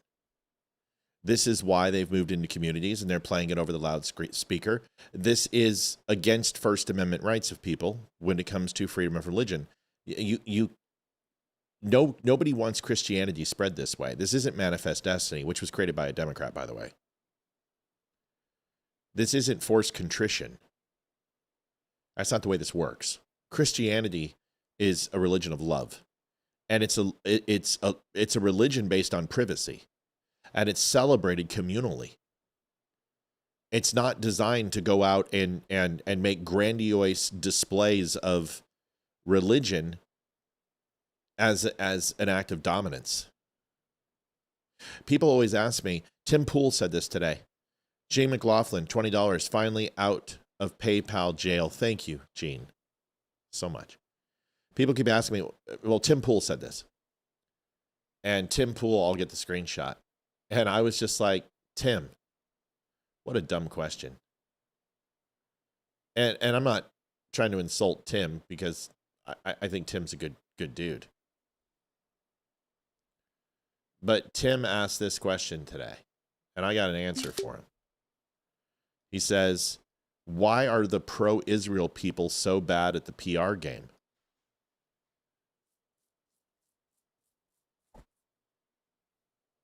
There's 2 billion Muslims. There's 2 billion Muslims in the world. There's 15 million Jews. There's 20 million Jews altogether, but not all of those are practicing. Some of those are Jews by blood, and they're not actually practicing Judaism. There are other Jews besides who practice Judaism but have the blood and recognize the ethnicity behind being Jewish, but practice other religions. There's Jewish Catholics. There's Jewish Protestants. So 15 million Jews, 2 billion. Do the math. The moment that they make anything on the internet, they are absolutely outnumbered to 101 disadvantage. 100 to 1. So public opinion is going to be forced by Muslims. And the negativity and the sheer bombardment of blowback favors Muslims. But then you also have a group of about 2 million people who are anti-Semitic and following the Groypers and the Stu Peters and the Dave Smiths and the whatevers.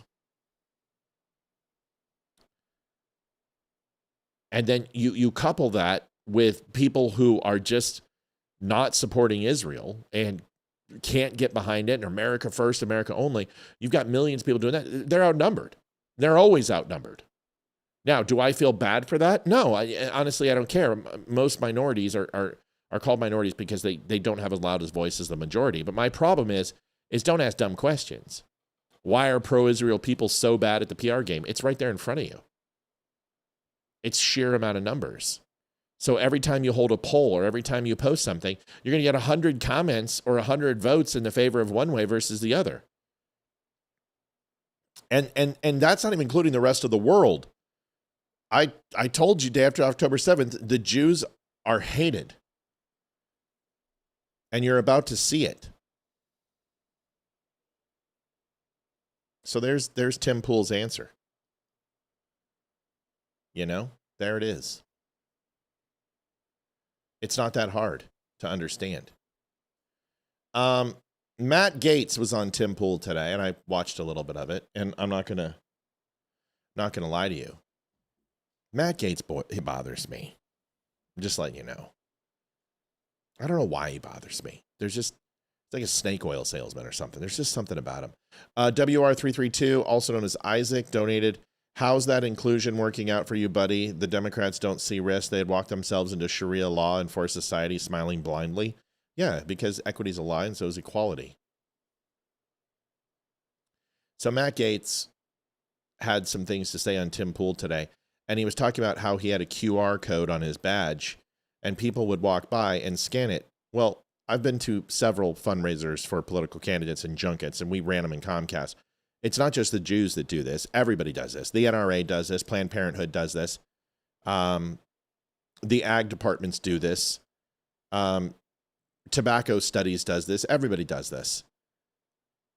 And you have a badge and you have your QR code on it. This happens at Comic-Con, where you go into a booth and you want to help a podcaster. You scan it and you can give them money right there. I've got QR codes, for God's sakes. They're right here. Does this mean I'm a Jew and I'm working for AI Pack?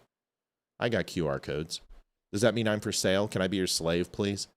So this is just Matt Gaetz jumping on the bashing of Jews train. This is what he's going to be known for. He wants to get relevant. He wants to get that Candace Owens money and Tucker Carlson money. That's what he wants to do, and that's fine. Do it. But Gaetz is a dipshit, and I'll say it. I'll say it in front of him too. Maybe a nice guy, but why'd you leave Congress? We know why you left Congress. It wasn't to run a podcast. Trust me. It wasn't. Here's Gaetz. Listen to this. Initially, I resented the fact that there was no appreciation for nuance. Like if you asked any questions about any decision of the Israeli government in any place regarding settlements, regarding Gaza, whatever, you were like, you had deviated from the script. And I just, in any policy area, I had resentment over that. And then I saw the way the AIPAC worked, and that was weird for like a country lawyer like me. I remember my first AIPAC reception, and like your fundraiser tells you have to go, and your chief of staff tells you have to go, your committee chairman all tell you have to go. And you get there and you wear this name badge, and I remember there's a QR code on it. And what we were supposed to do was go talk to donors, and then if they liked you, they scanned your QR code to make a donation. Like, So you're a politician. Your job is fundraising. So they have a quick way to give you money for fundraising and you have a problem with it. I will say this again for the dipshits in the back. AIPAC or APAC is not a Israel lobby. They're U.S. based. They're like the NRA. They're like Planned Parenthood. They're like Big Tobacco. They're like Department of Agriculture, Commodities, Energy, and every other political action committee out there. That's U.S. money. That's why they don't have to go ahead and register with FARA or FARA, however you want to say it. They're not a foreign entity. That's why Marjorie Taylor Greene, they need to go ahead and register with FARA. No, they don't. They are under a completely different set of laws and regulations that are U.S.-based companies that are a political action committee. AIPAC is not run in Israel. Okay? They're like every other U.S. lobby. They are garnering and buying politics. If you don't like AIPAC money, then ban political action, soft and dark money from politics. Repeal Citizens United and end this shit. But don't sit here and do it because it's Jews, because, Matt, you didn't have the balls to do it when you were in Congress, and you took that money with no problem. I'm the way, the truth, and the life. No one can come to Father except through John 14:6, 21:10, Thomas Austin. Thank you, Tommy.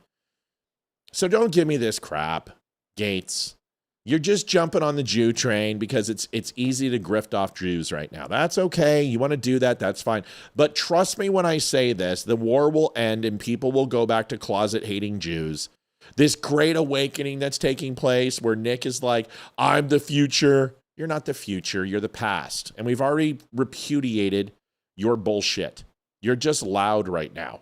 And you have billions of accounts and bots helping you out.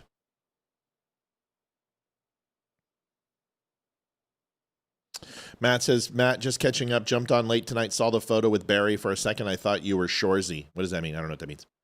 I don't know what Shorzy is. So, listen, Matt Gaetz, there are a lot of people I know who like Matt Gaetz. I don't have a problem with Matt Gaetz. I don't know Matt Gaetz. But he's just, this is bullshit. This is him trying to go ahead and get into the conversation, okay? And you know what? He's probably going to be espousing soon that Candace Owens is right and Charlie Kirk was assassinated by the Jews, and he's going to grift it out. On the spot. And so can you just imagine how demoralizing that is to like be told that your job for the next several hours to go chat people up, hoping. Starlet, shut the fuck up.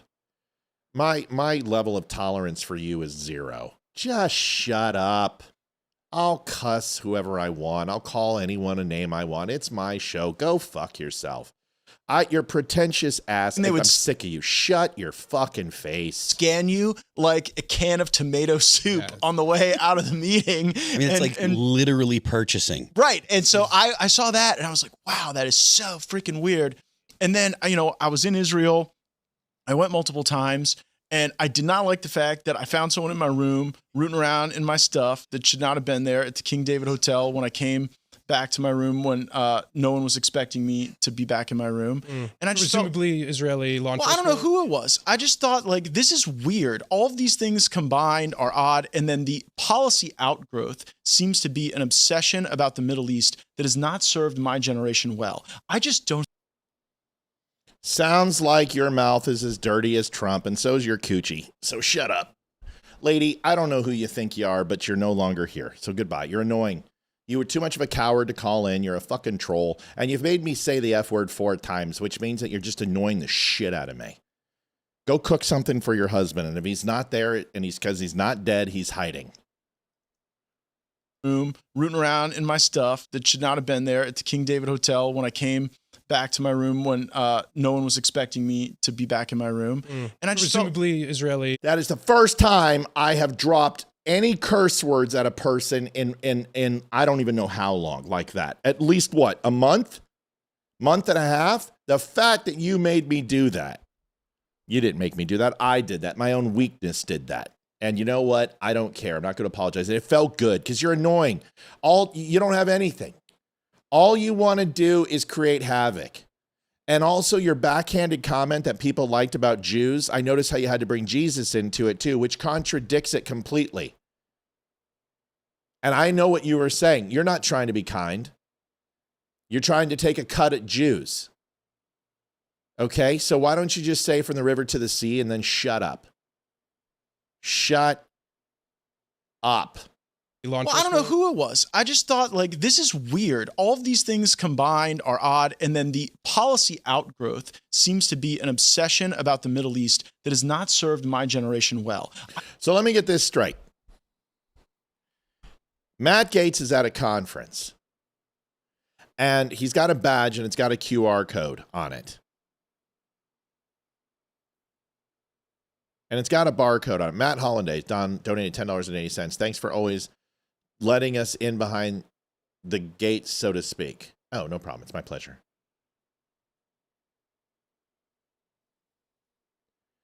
So he goes to a conference. He gets a QR code on a badge.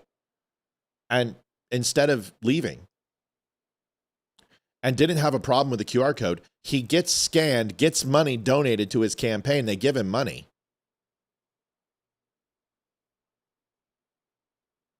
Jason, I don't need a lecture tonight, okay? Just not tonight, dude. Okay? Can you guys tell that it's been a little bit of a day? I don't need a lecture. Please, if I already said it, just stop. Just please let me do the show. I'm just really starting to get sick of chat. Just let me do the show, please. I don't need a lecture. I don't need people to tell me how great they are and how bad I am. I understand that person got to me, and I don't care. Let's move on. So he goes there, and he gets the QR code on his badge, gets scanned, takes the money, waits a year and a half until all this stuff's going on with Jew hate, and then comes on and drops this story of how offended he was, how weird it was. It was so weird by getting money from people through QR codes, which most congressmen, when they are handing out business cards, a lot of them have QR codes on their business card for donations. And then he goes back early to his room, and two people are rummaging through his room. Where's the police report? Did you grab these guys? Did you try? Were you attacked? Did they rob you? What happened? Well, listen to that part again. And Rob, I'm not mad at you. It's just I don't need a lecture tonight. I don't need it. It's been a real bad day. Like a can of tomato soup on the way out of the meeting. I mean, it's literally purchasing. Right. And so I saw that and I was like, wow, that is so freaking weird. And then, I was in Israel. I went multiple times, and I did not like the fact that I found someone in my room rooting around in my stuff that should not have been there at the King David Hotel when I came back to my room when no one was expecting me to be back in my room. And I just presumably Israeli law enforcement. Well, I don't know who it was. I just thought, like, this is weird. All of these things combined are odd. And then the policy outgrowth seems to be an obsession about the Middle East that has not served my generation well. I just don't. Gregory Harrison, love you, Matt. Got my coffee, got my hat from your store. Enjoying them both. Kick ass always. Great, Gregory. I'm glad you did. So thank you so much for the donation. So what's the point of this? Listen, if somebody's rummaging through your room, you're a U.S. congressman. Did you declare it with the embassy? Did you contact the authorities? Did you let Secret Service know who travels with a congregation that big?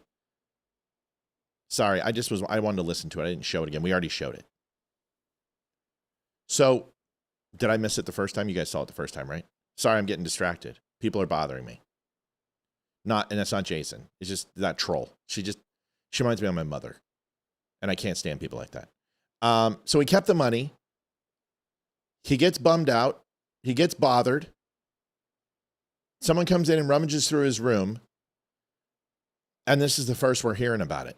Like, has anyone heard that story from Matt Gaetz yet?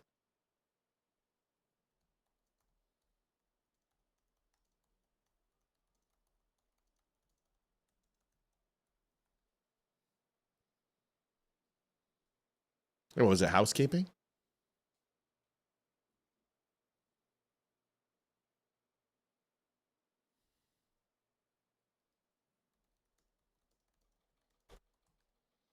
So let's find out when he said it.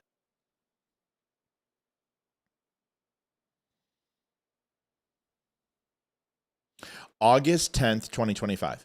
How convenient.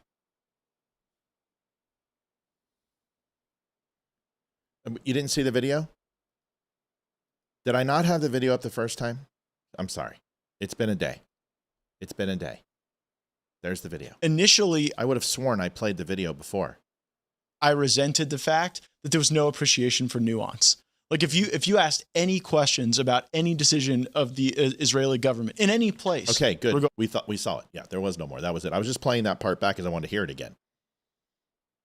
So needless to say, you know, I once had a friend named Todd Perlman, and I went over to his house, and it was Christmas time, and his mother was making potato pancakes. And his dad came home, and I was asked to leave, and it was weird. I can't tell you what happened, but it was weird. I didn't get to eat any potato pancakes, and I was summarily escorted out of the house. Something obviously was going on. I think I saw some plans about some college, UVU, and there was some guy there named Chuck, Captain Chuck Kirk or something. Yeah, I was 8. And I remember something nefarious was going on because I didn't get potato pancakes. This is the level of intrigue from Candace Owens and Tucker Carlson and Matt Gaetz and all these grifters. This is the type of, and I said this last night on X, and I'm sure nobody saw it. And I said the following. Now that Candace Owens has been vindicated by the text messages, the gloves are off and her crazy is going to have no limits. And what did she do right after it? Right after it.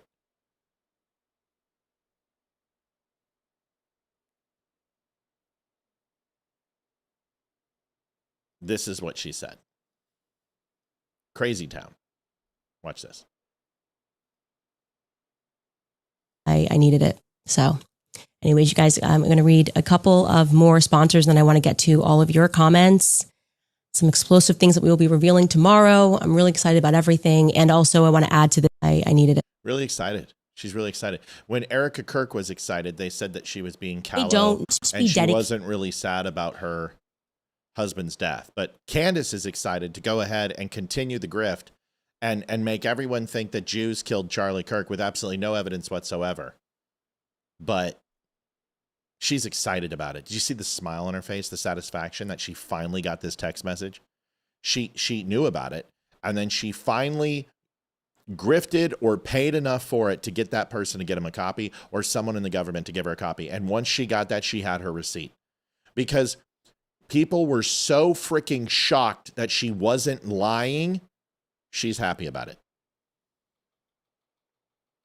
Hi, Rhiannon. Good to see you. Doing okay. Thank you for asking. Listen to what I just said. People were so shocked that Candace actually had receipts and told the truth that she's excited about it. That's how low the bar is for her. And now, because she showed a text message, which is completely out of context, and I broke it down for you last night, she is walking around like she's Kunta Kinte. That she is the white shadow. That she is coming down with a second set of tablets from Mount Sinai. How many people are watching her? Millions.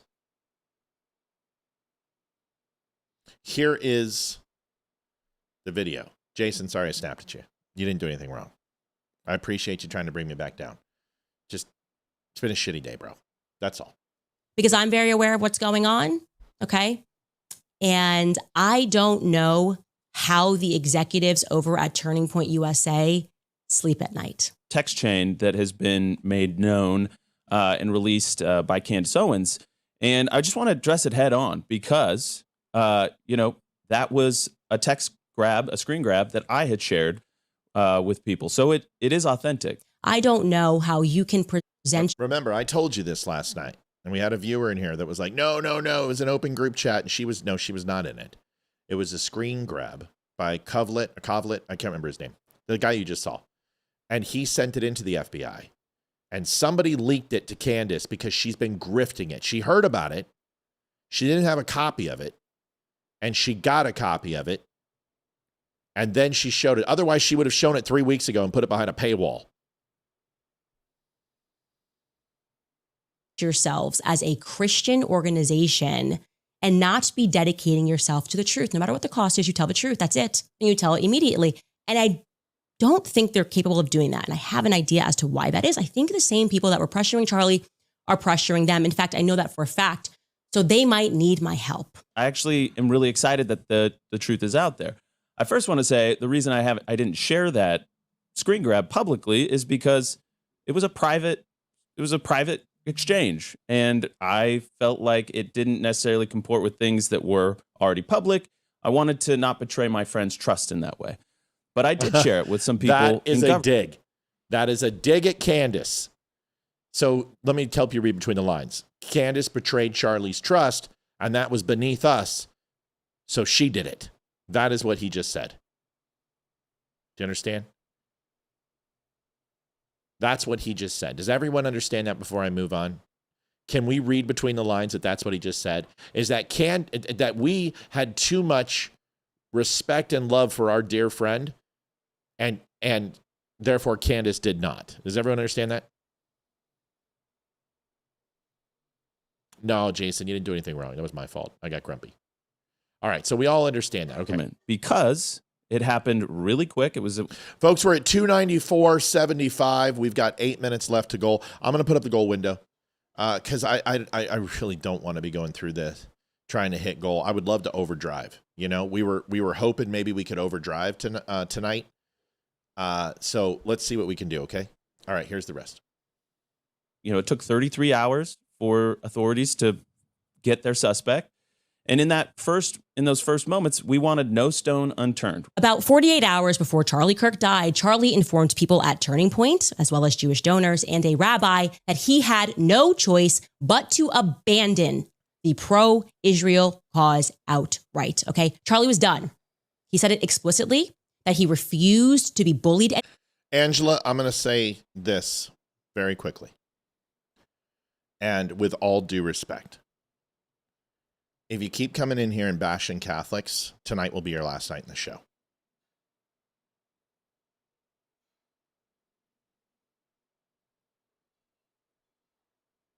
That's it. I don't do that shit. I don't want it in my chat. We don't play this anymore. I've already told you this.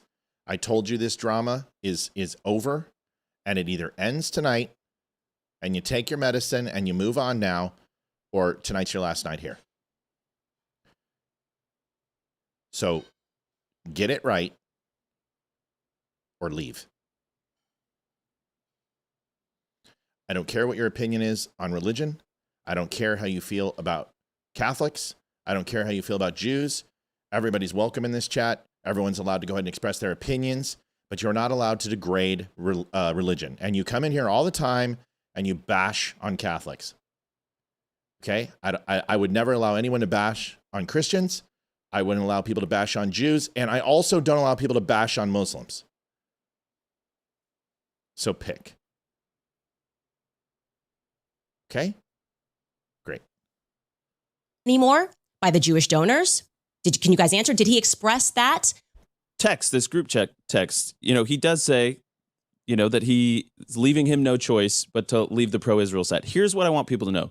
Charlie said these things publicly and privately to us, like that he was frustrated. He would say something like that, and then he would go in a public situation and he would strike a more moderate tone. Charlie said he had no choice but to abandon the pro-Israel cause because of, and I quote, Jewish. Loretta, thank you for your donation. Love from our hills, $12.60. Thank you, Loretta. Sandy, Olivia might be working on getting them in. She's doing a lot too. Donors, the behavior of Jewish donors. People are going to try to make you fixate on a particular quote or a particular line to make you think that there was something hidden. There was nothing hidden about Charlie's views on Israel. here's the thing. I looked at that moment as like, he's just blowing off steam. He's frustrated. He's venting, right? Did he also express that he wanted to bring me, Candace Owens, back? You know, he made that very clear under any circumstances that he was not going to be capped. Yeah, Angela, if you want to call in, call in and tell me that Catholics aren't Christians. Go ahead and say that. And let's have that conversation. Okay? If that's what you want to do, call in. We can talk about it after this video. Because if you want to make a topic on the show and you want to have it, then do that. Don't just snipe comments. Out or bullied into deplatforming Tucker, for example. He made that expressly clear to us. Would he have invited Candace? I have no idea. You know, I think what he was saying in that text, he's like, keep coming at me, bro, and let's see what happens. I'm going to challenge Turning Point USA executives to issue a very clean statement saying that I am lying if this is not true. It has been so frustrating to have people blow up about this. Yeah. And I've certainly stated publicly, the reason I haven't weighed in on things is I am an eyewitness to events, and they've said, don't comment on things because anything you say can mess that up. I don't want to mess up any trial for the person who did this. That's 1,000% right. I'm cognizant of the fact that whatever I say could, first of all, it could negatively implicate an ongoing investigation. But I also want you guys to think about, you know, before you press send, before you hit publish, just think about, you know, maybe tainting a jury pool. Maybe the implications could be negative in that way. Yeah, I'm putting the fire here right at the feet of Turning Point. And he wouldn't want to see it hurt Turning Point USA. This Turning Point USA, he loved like you can't believe. It was his baby. He put so much time and energy into building Turning Point, into picking the people that could play in different roles. None of you guys are behaving in the way that you should be behaving, okay? There is no way you are letting these lies fly. Another thing I want to say is that when it veers into, you know, attacking some of the people that love Charlie the most and were closest to him, I just want you to like have pause and think maybe, you know, there's so many people around here, Blake, that haven't even had a chance to grieve. I am disgusted. I am genuinely disgusted. Yeah, so am I. And that's why we seem to talk about it every night. Katholikos is a Greek word. It means universal or universally. And when it comes to Christians, and you can argue this, but Catholicism, Orthodoxy, and Protestantism are all versions of Christianity. They believe in Jesus Christ as our Savior. They are Christians. They may not be your particular brand of Christians, but they are Christians. And I have a very good friend that happens to sit right down there, and she doesn't need to hear that. And people who are Catholics don't need to hear it. And people who are Jews don't need to hear that they believe Jesus is boiling in excrement because of the Talmud. And Christians don't need to be called weak and ineffectual. I said last night that there is a stigma that Catholics can have about them where they come off as elitist. And then I explained myself, and I went ahead and I gave it with the utmost care that certain religions have certain ways that they hold themselves. Like people from Harvard have this very elitist attitude. Well, Catholics are the oldest version of Christianity, and they have this very much that their way is the way, and it comes off as a little snobby. That's very different than saying Catholics aren't Christians. It's designed to specifically draw ire and stir shit for no reason. And there is no reason to do that. And second, what I say on this show and how I say it is my prerogative. And I'm not telling anyone that they don't have free speech. What I'm saying is that we have Catholics who watch this show, and I'm not going to tolerate somebody who comes in and instead of saying, hi, everybody, how's everybody doing? What's going on? I hope everyone's doing well, versus Catholics aren't Christian. Jews aren't the same Jews of yesteryear, and therefore they're evil. Christians really aren't God-fearing people. They just are weekend Christians. I don't like any of that shit. I don't like it. I don't appreciate it, and that's it. So when I say something that is in the context of the show, and we're talking about Catholics, and we're talking about Jews, and we're talking about Christians, and we're talking about Muslims, there's a very different thing about me covering a show and trying to make a point and express to people why there might be some dissension amongst different religions or from historical context. And if I joke with Amy over here, and I even say that with her, I know because she can hear my tone of voice and she can see my inflection and she can feel it, that it's coming from a place of love. Jonathan Nicholson donated, unban me, $5.65. I don't even know who you are. I don't know who Jonathan Nicholson is. Who's Jonathan Nicholson? I haven't banned anybody tonight. Somebody help me. Liv! So, I don't know what to tell you. I don't like it. I don't appreciate it. And it's not the first time. Sandy, we're not seeing it anywhere. Olivia's looked. Who's Jonathan Nicholson? Well, how can I unban him? I don't know who the hell he is. Okay. All right. I don't know either. That's it. It's not a double standard. It's not a double standard. We're not talking about Catholicism and Christianity right now. Right now, we're talking about Candace Owens and what her thought process is when it comes to Jews killing Charlie and TPUSA and Erica Kirk and a B cult and everybody else. My conversation has nothing to do with that. So if you come into chat and you're like, Catholics aren't Christians, with no context and no nuance, you're doing it to piss people off. Why? What is your beef? I have more reason than just about anybody to have a problem with the Catholic Church. And I've got my own cross to bear with the Catholic Church. But I'm not going to sit here and try to purposely just piss people off. And I'm sorry, but you do it all the time. And it's what you and Amy Stancombe used to do. You come in here and you stir shit up. I don't want that anymore. I don't want it in my chat. I don't want to be anywhere around it. So if you can't come in here and be a part of the community and have a good time and just listen, then don't come around anymore. Okay? That's what it is. And if you're like, oh my God, Matt, I can't believe you're saying this. I can't believe you're saying some of the shit you say. Isaac Castillo donated $20. As iron sharpens iron, so one person sharpens another at times. All right, so let's just stop. No, Sandy. Okay, I was hoping at the time you would make, I see what you're saying. We did hit goal. I thought you meant you donated. That's why. Okay, good. All right, now that we're done with that, all the drama's out. Well, that's my point. How people pray and how people worship, there are things inside Christian religion that I don't agree with. There are things inside Catholicism I don't agree with. Judaism, Muslim, Mormonism. I've got issue with all religions. I don't have a problem with the Bible.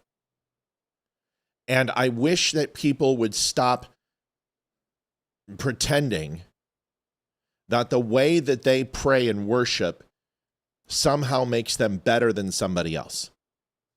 And if your religion tells you that the only way to heaven is through Jesus Christ, and that's what you believe, and Protestants think that, and Orthodox think that, and Catholics and Christians think that, which are the same, synonymous, it doesn't mean you have to castigate aspersions on other people. That's what it means. Because Christianity, its first teaching is to love one another and care for your fellow man. And Christ teaches us that. And we're the only religion that literally leads through love. And I think we need to remember that, and we don't need to certainly start eating our own. That's all. That's my thought. Okay?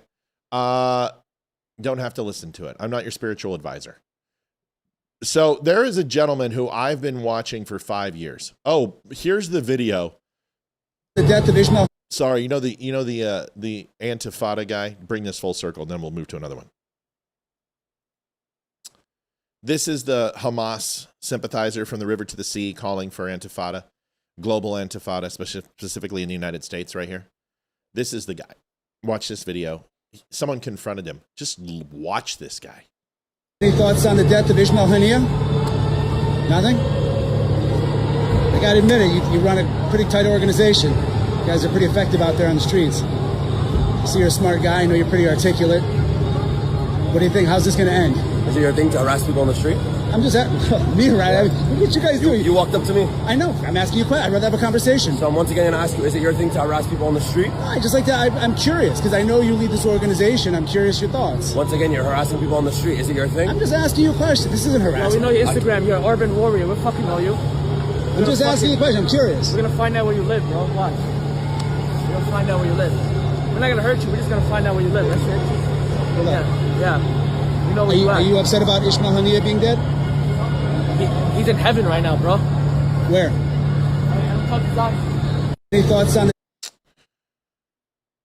See, the problem with these people is that they think they're tough.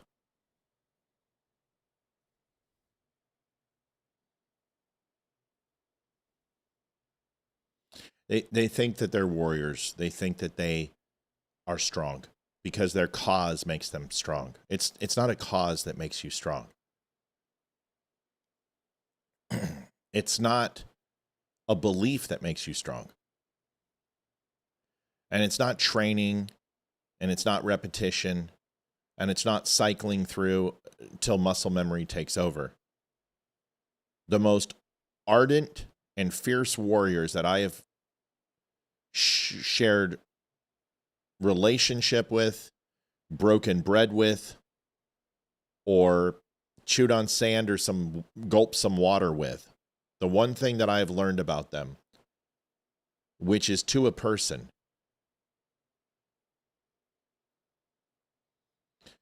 is that their strength is in their compassion. And they don't want to hurt people.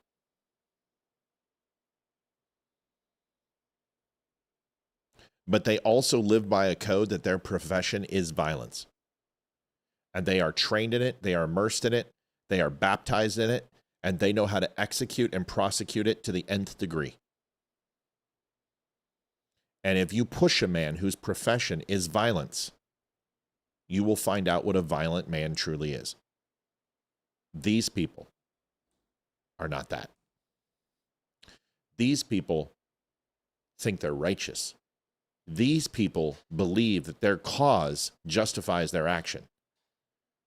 And there have been plenty of people who have believed that through the ages. It could be the Persians, could be the Hun and the Mongolians, could be the Russians, could be Chinese, could be the Egyptians, could be the Iranians,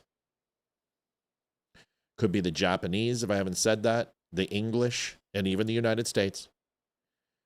That righteous indignation justifies action. And it doesn't. But if you want to go to work and you want to punch the clock with people who are professional warriors, who have perfected the state of violence, you'll find out very, very quickly that you are not that guy. And that guy is not that guy. Because a true person who is righteous would say, sure, man, let's have that conversation. What's your question? I'm an open book. Did you think I was calling for violence? Did you think I was calling for people to come together? What was your perception of what I was saying? And have a conversation. And the only time that a look or a threat would come out of it is that if that person engaged with your job and your profession with violence. If you're so insecure that someone putting a phone in your face triggers you to look at them like you'll gut them, you won't, you can't, and you're unable to argue your point. He's educated. He's college educated. He's educated in the United States, and he was born with a silver spoon in his mouth. The guy is not a jihadist. He's not a warrior. And if we put him overseas and put him in the toughest areas in the Middle East, which have a higher propensity for terrorists than it does with civilians, he would shit and piss his pants. And he would be screaming to come home because they would gut him because their profession is violence. The only difference is their righteous indignation is fueled by evil. He's not a warrior. He's acting like one. But he's not that guy. And I know that from a 52-second video that I can sum him up, because I've sat across from people who look and dress just like him and talk like him. And those people don't need to use words. Those people have no words for you. They literally will say nothing to you. But if you put them in a position where they can commit violence against you, they will. And he ain't that guy. So when I listen to those people, I laugh. They're all talk.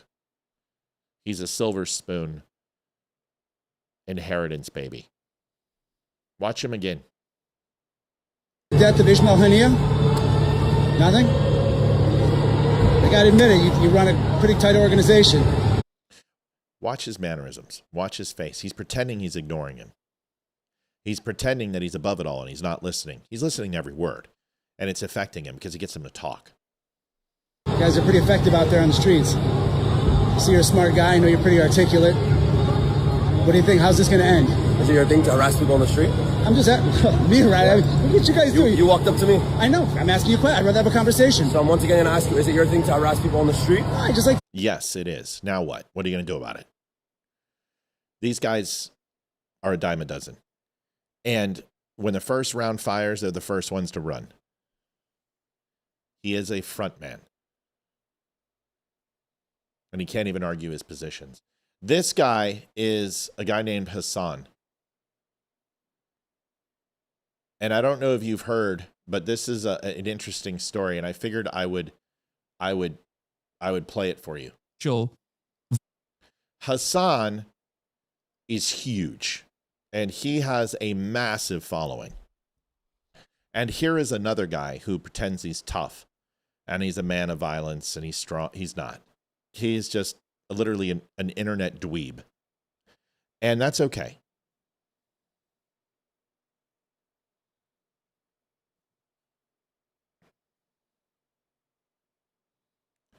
But he has hundreds of thousands of followers.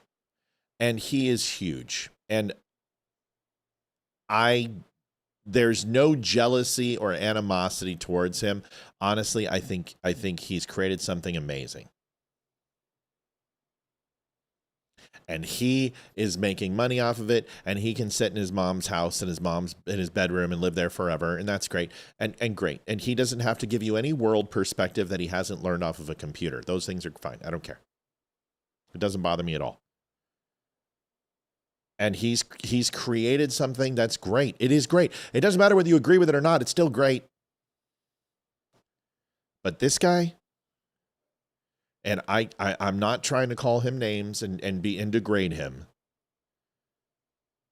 But this guy is the type of guy that would fry ants with a magnifying glass and not take it. And there's plenty of us who did that. But then when the next level came to doing it to a bird or a dog or a cat or a human,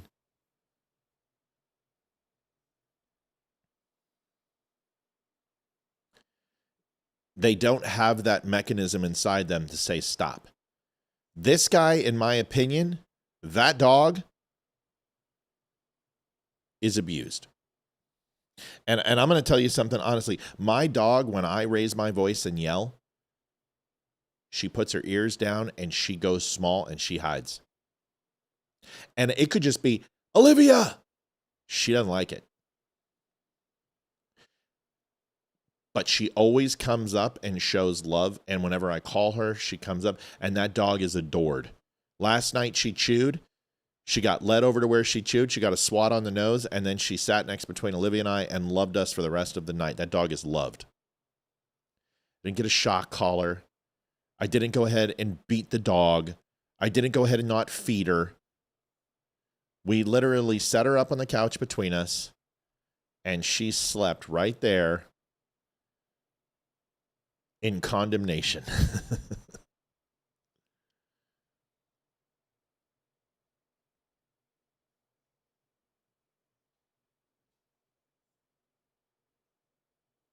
Listen to me. He did create something. You have to understand something. I don't like him. He's a POS. And I'm about to tell you why he's a POS. But he created something. And it is great. Whether you like it or not, it's large. And he makes a lot of money. And good for him. That's great. It's the American dream. How he does it is a completely different conversation. So you don't have to, if you think I'm liking this guy, you're incredible. Nick Fuentes has created something great. It doesn't mean that it's good. It's great. It's big. He's created something very large and very profitable. It doesn't mean that it's good. That's all. That's all I'm saying. So this guy has a dog in the background that's laying on a bed. And every time I've watched his video since he's got his new studio, bedroom, whatever it is, you can see that this dog is always there. Oh, yeah, his takes are shit. I don't think I've ever agreed with the guy. I think he's a complete soy boy, and I think he is a basement dweller. Just let me finish, please, everybody. Jeez, can't even say anything today. So in this video, his dog is laying in the background, a beautiful puppy. Huge puppy. And he reaches over when she moves and he glares at her. Yeah, great as in large and influences a large population. Yes, that's what I mean by great. Hitler was great, not because he killed Jews, but because he was large in stature and people followed him and he did horrible things. But great is people saying that it's good. Great is a definition of size. Also, just like grand, based from the word of Latin, of Spanish, of grande. It's grand, it's large. Doesn't mean it's good. So this puppy, oh yeah, Huskies don't like to be in trouble. She got in trouble last night. You know what? And she understood she was in trouble. So this is what happens. The dog gets up out of her spot. And he looks over and grabs something, and she yelps. Now, the first thing I thought was shock collar, because that's what I would expect. And he's using the dog as a stage prop, just like the basketball behind, or just like the rug, or just like the sports drinks, or whatever, the energy drinks behind. I want to give him the benefit of the doubt, but I want you to watch this and you tell me what you think. And then I'm going to show you some videos and you tell me after that what you think, because I did some digging. Here it is. Of all of America's much more consequential violence. So he sees his image in the computer. I see mine right here. I'm pointing at you, but it's right there as my image. And he sees the dog move. And he's not okay with that. He's not okay with that at all. And you can see him get irritated that she's moving. Okay? It's the same reason as to why America, Kaya, please just fucking go, just stop. So he reaches over, watch his arm, comes over here, and he grabs something and he pushes something. You can even hear a click. This microphone is a Shure SM7B, the new one. It's like $600 microphone, something USB. It's got a dB enhancement in there, and it's got its own filtration system for sound and processing. It's an amazing mic, but I don't need it because I have a wicked soundboard. But it's an expensive mic, but it can pick up and you can hear it. Listen. Kaya, please just fucking go, just stop. So he clicks something, and the dog yelps, whines. Now he says it's because she hurt herself or stepped off the bed. That's not what happened. She's walking and then something happens. See that? She lowers her head. Now I'll tell you, when you use electrical shock on a dog, it clenches them and their heads go down and they it makes their muscles contract, and it doesn't feel good. It's an electrical shock. Okay. It's the same reason as to why America, Kaya, please just fucking go. Just stop. Jesus Christ. What are you doing? You're being such a baby. It's just, you're making her stressed. She just literally is so incredibly spoiled from my mom. No, she doesn't want to come over here to see what's up. She just wants to fucking roam the house because she got to roam the house when I was gone. And she needs to literally have the same structured, regimented.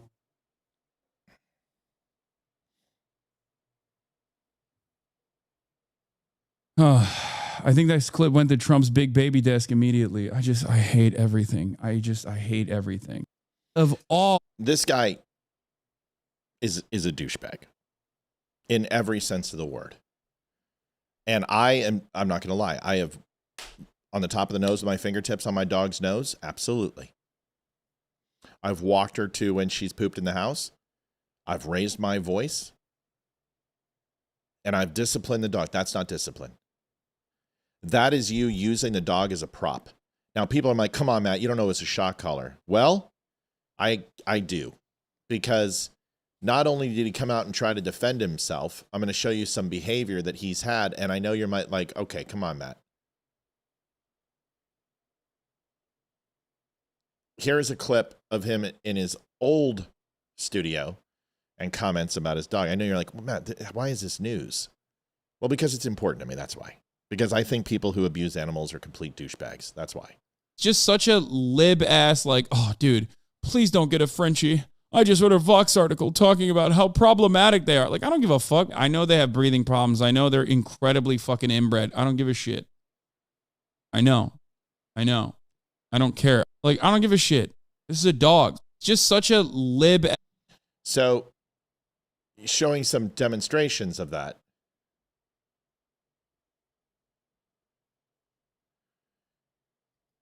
This is another interaction with the dog.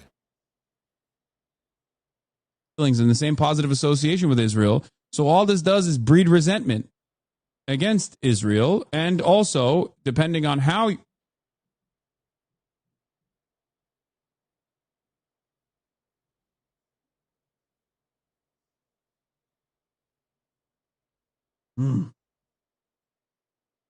That's crazy.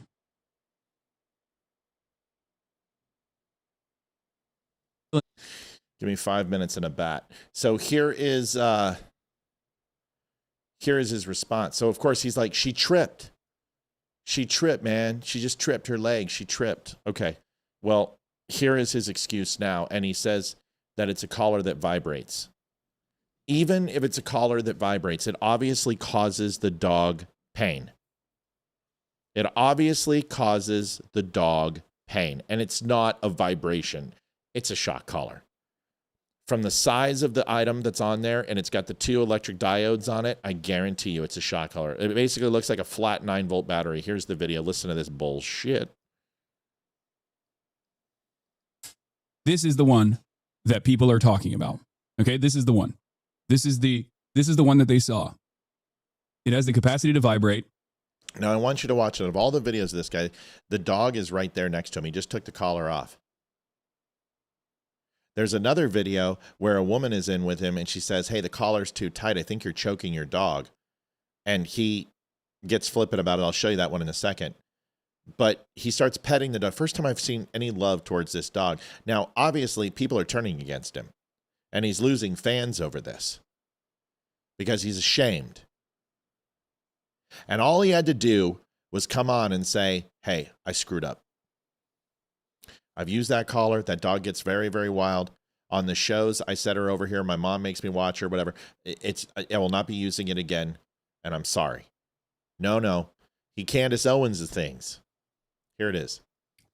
And that's it. Are you happy? That's it. Good. There's the AirTag. There's the fucking vibrator. It also uses It also has a flashlight component to it at nighttime. And it also has a tracker on it when she gets lost. If she were to actually get fucking lost, you are able to, it emits a sound. Okay?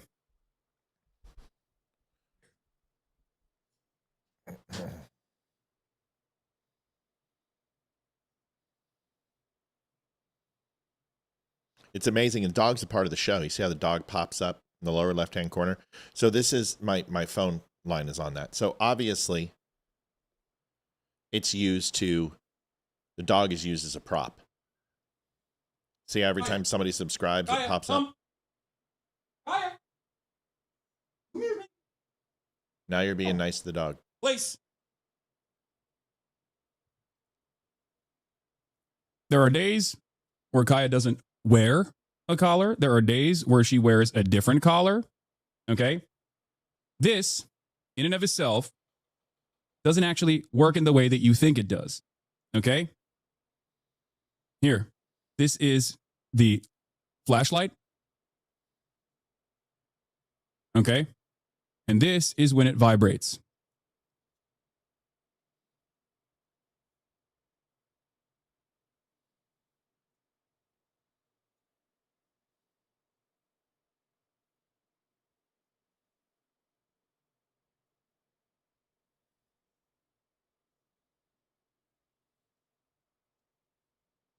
Guy, come here.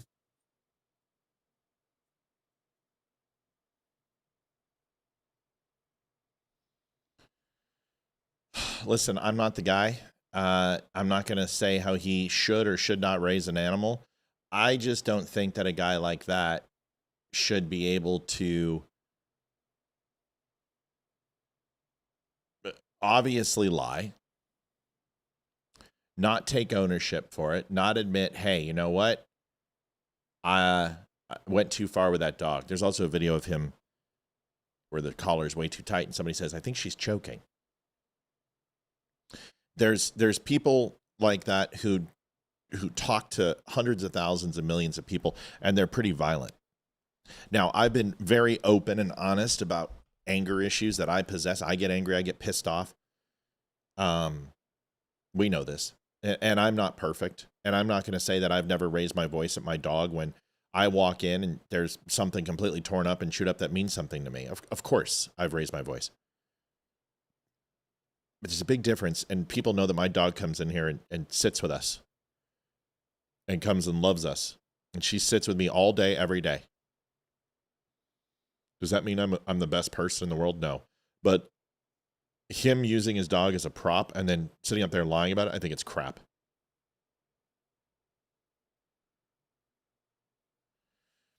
So vibration, it's a lie. First of all, it had diodes.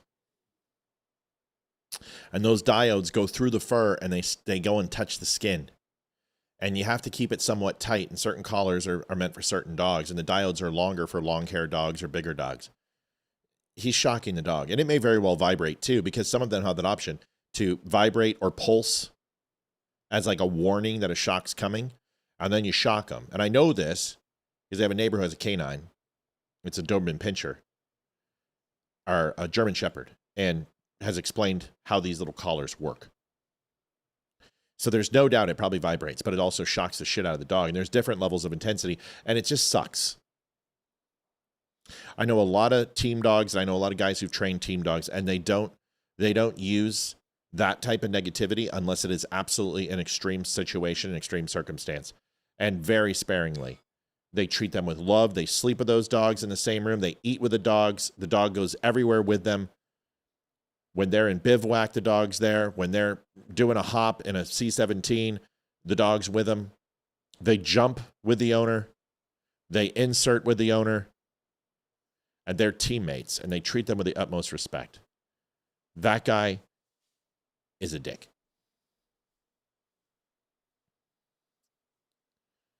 So I'll just say that. All right, last video of the night, and I got to go, folks. If you want... Oh, another thing.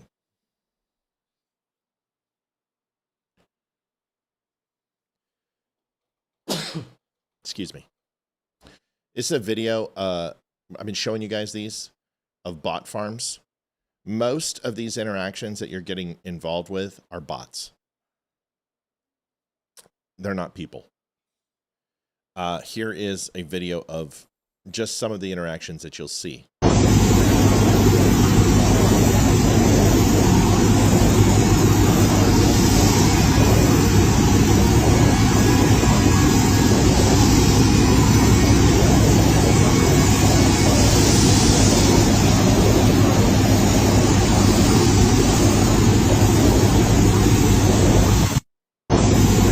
So these are computers and AI systems or pre-programmed response and algorithms that can use artificial intelligence to use phones to spam multiple social media sites and overwhelm social media sites. And a lot of the things that you see in people like that guy and his constant comments, or when Nick Fuentes comes on, and he has 98,000 likes in 10 seconds of coming on, it's because he's botting. We don't do that. God knows we don't do that. I wish we could. But when you look and see that we have 145 on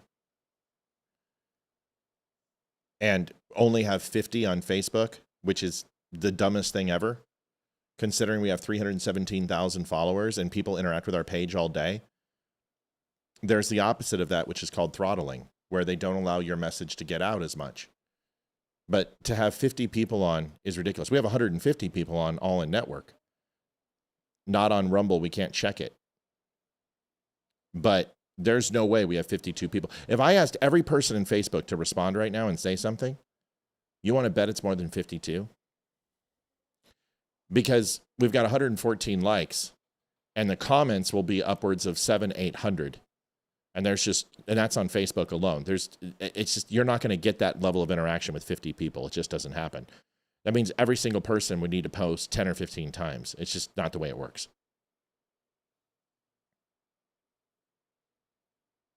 Anyway, it's something to think about. Here is the last video of the night. This is a governor. I had this on the page today. And she is running for governor. And she's leading. And this is the person that Kamala Harris was scared of. Yeah, I think Facebook is probably in the north or area of 200. I believe that first of all, we don't have stars. Stars is strictly for live. We've never had stars. They won't give it to us. We don't know why. And a lot of people believe that stars allows you to be unthrottled, but without stars, it puts you in a different category, and it puts you in a throttled category. But what's funny is that there are times where I have more people than Chad Prather. Chad Prather is extremely popular and extremely successful. I was watching Chicks on the Right, who I really like them. I've been really following them lately, and I love their stuff. And I reached out to him today and said how much I love it. And Chicks on the Right had like 800 people on, but they've got almost 2 million followers. You look at Benny Johnson. Benny Johnson gets 2,000 people on, but he's got a couple million. The ratio and proportion of how many people we have on versus how many likes we have isn't bad compared to the big channels. The point is that they're not promoting these live channels like they should. And because it's political season, this is the lowest viewers we've have on Facebook in a year. 50? Usually it's 90 to 100, but 50 listening? Never. Not, especially on my solo shows. Solo shows on Facebook, when I'm on there, everybody knows it. They're up in the 125, 150. We crush them on our solo shows. Our solo shows are really popular.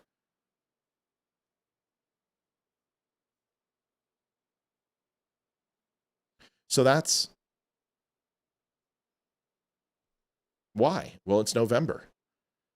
It's election season. We're a month away. And they're going to throttle everybody for 30 days. And all of our traffic went down the toilet. Look at that. When's the last time you seen that move? It hasn't moved tonight. We've been gaining 100, 200,000 followers a day. We're at 317,000. It's dead. This is another reason why we got to hit goal. We got to overdrive, because Facebook is throttling us again because it's election season, and they do this every time there's a vote. That's what happens. Newsmax had 125 on Facebook. Can you believe that? We have more than, not tonight, but we've had more than Newsmax on Twitter. Here is the California governor who literally just tanks her entire campaign. I mean, this is embarrassing. Watch this. And then we're going to go because I got to go. What do you say to the 40% of California voters who you'll need in order to win, who voted for Trump? How would I need them in order to win, man? Well, unless you think you're going to get 60% of the vote. You think you'll get 60%? I love her condescending laugh, right? It's like, I think if she knew what was about to happen in her life and how bad she was going to look. WR332 donated $5 for Super Chat. Are we worried about Kamala? Tulsi Gabbard took her out with one statement, 30-second web search. You really think she'll clear the field for Newsom? I don't think Kamala is wanted to run. I don't think they want her. Keith said, I was seeing ads. Now I don't. Yeah, Facebook's throttling us. Like, our revenue on Facebook was the best it's been in 2 years, and it's down now.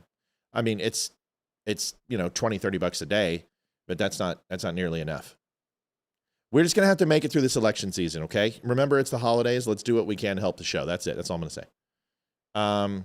Gregory says, Matt, you're public enemy number one. You speak truth, military, white Christian conservative with a family. Of course, they want to suppress you. Yeah, man, it's bad.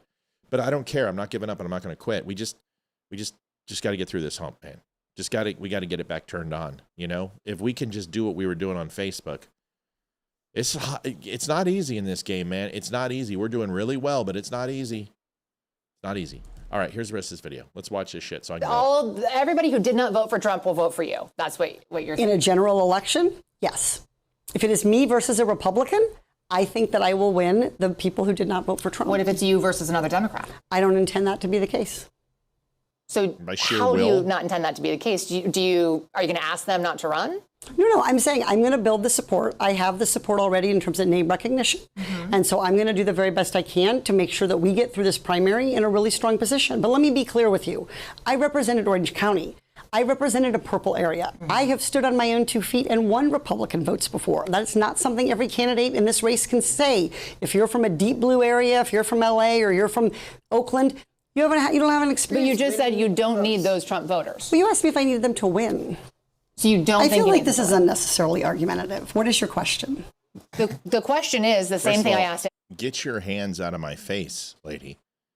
It's a good way to lose a paw. Keep your, this is what Democrats do. When they feel cornered, they start attacking the things they don't care about. Like, don't call me names, like that lady. I can't stand that argument. Don't call me, but you're in here insulting Donald Trump. You're insulting the people of this channel. You're ridiculing people in this channel. You're being condescending towards Jews, but somebody says that your parents are hippies, and you get all. See, I just can't stand liberals that do that. The holier than thou, and this lady's doing that. She's like, "You're in my safe space. Your microaggressions are bothering me." It's just such liberal antics. It's like, lady, I'm a journalist. I'm asking you questions. If you can't answer the questions, just say you don't know, and we'll move on. It's just such crap. Everybody, that this is being called the empowering voters to stop Trump's power grab. Every other candidate has answered this question. This is not correct. And I said I support it. So, and the question is, what do you say to the 40% of voters who voted for Trump? Oh, I'm happy to say that. It's the do you need them to win part that I don't understand. I'm happy to answer the question as you have it written, and I'll answer it. And we've also asked the other candidates, do you think you need any of those? So what she's saying is that she got the questions ahead of time, and she doesn't like what she's doing. So this is typical. And what frustrates me is Winsome Sears is somebody I would love to come on, and even Spanberger. I'll take anybody on here. And I would ask them questions. And if they're uncomfortable with answering something, I'm going to sit here and put down the question and say, wait a second, stop. What is the conflict with the question that I'm asking? How is it not pertinent to your election? And if you can just demonstrate why it's not important to you, then we can move on. But you should at least provide an answer so I can try to understand. I'm just not going to answer that question. Okay, cool. Let's go to the next question. Because if you do it with that one, then you're going to do it with others. What she can't say is, I don't agree with Donald Trump. And I don't think Donald Trump was the best candidate for president, and I've said that. However, I understand that there's a constituency that loves Donald Trump. And my job is not to necessarily be an ideologue or a demigod to these people. My job is to represent them and their voice.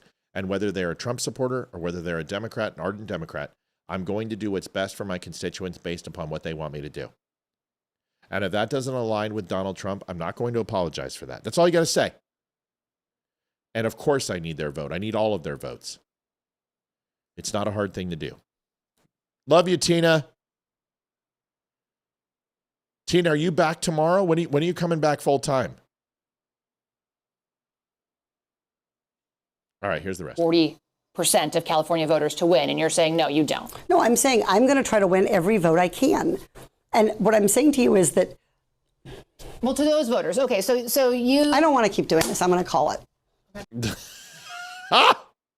So you're dropping out of the race. Like we are one of the biggest news stations, and you're just going to stop?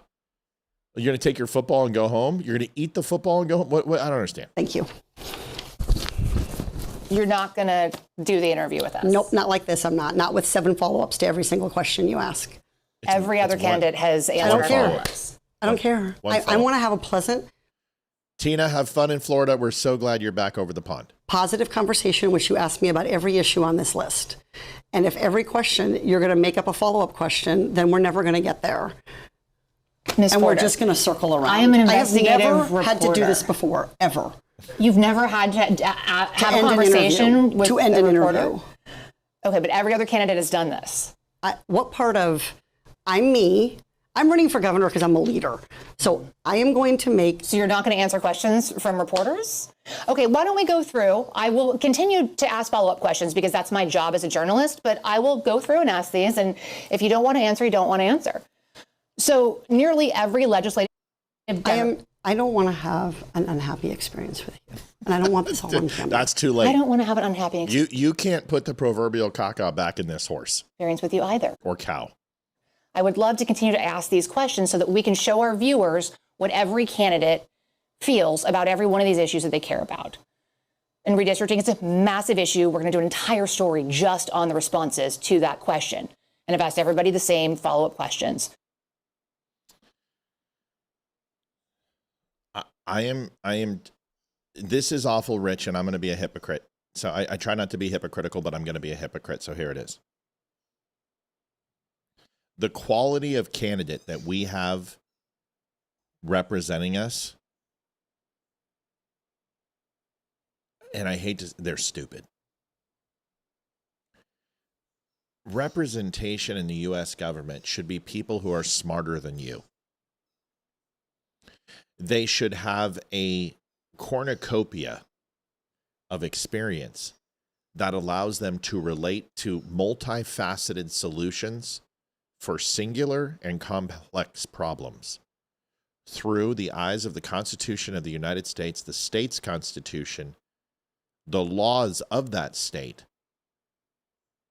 and the power invested them by the constituents of that state, city, district.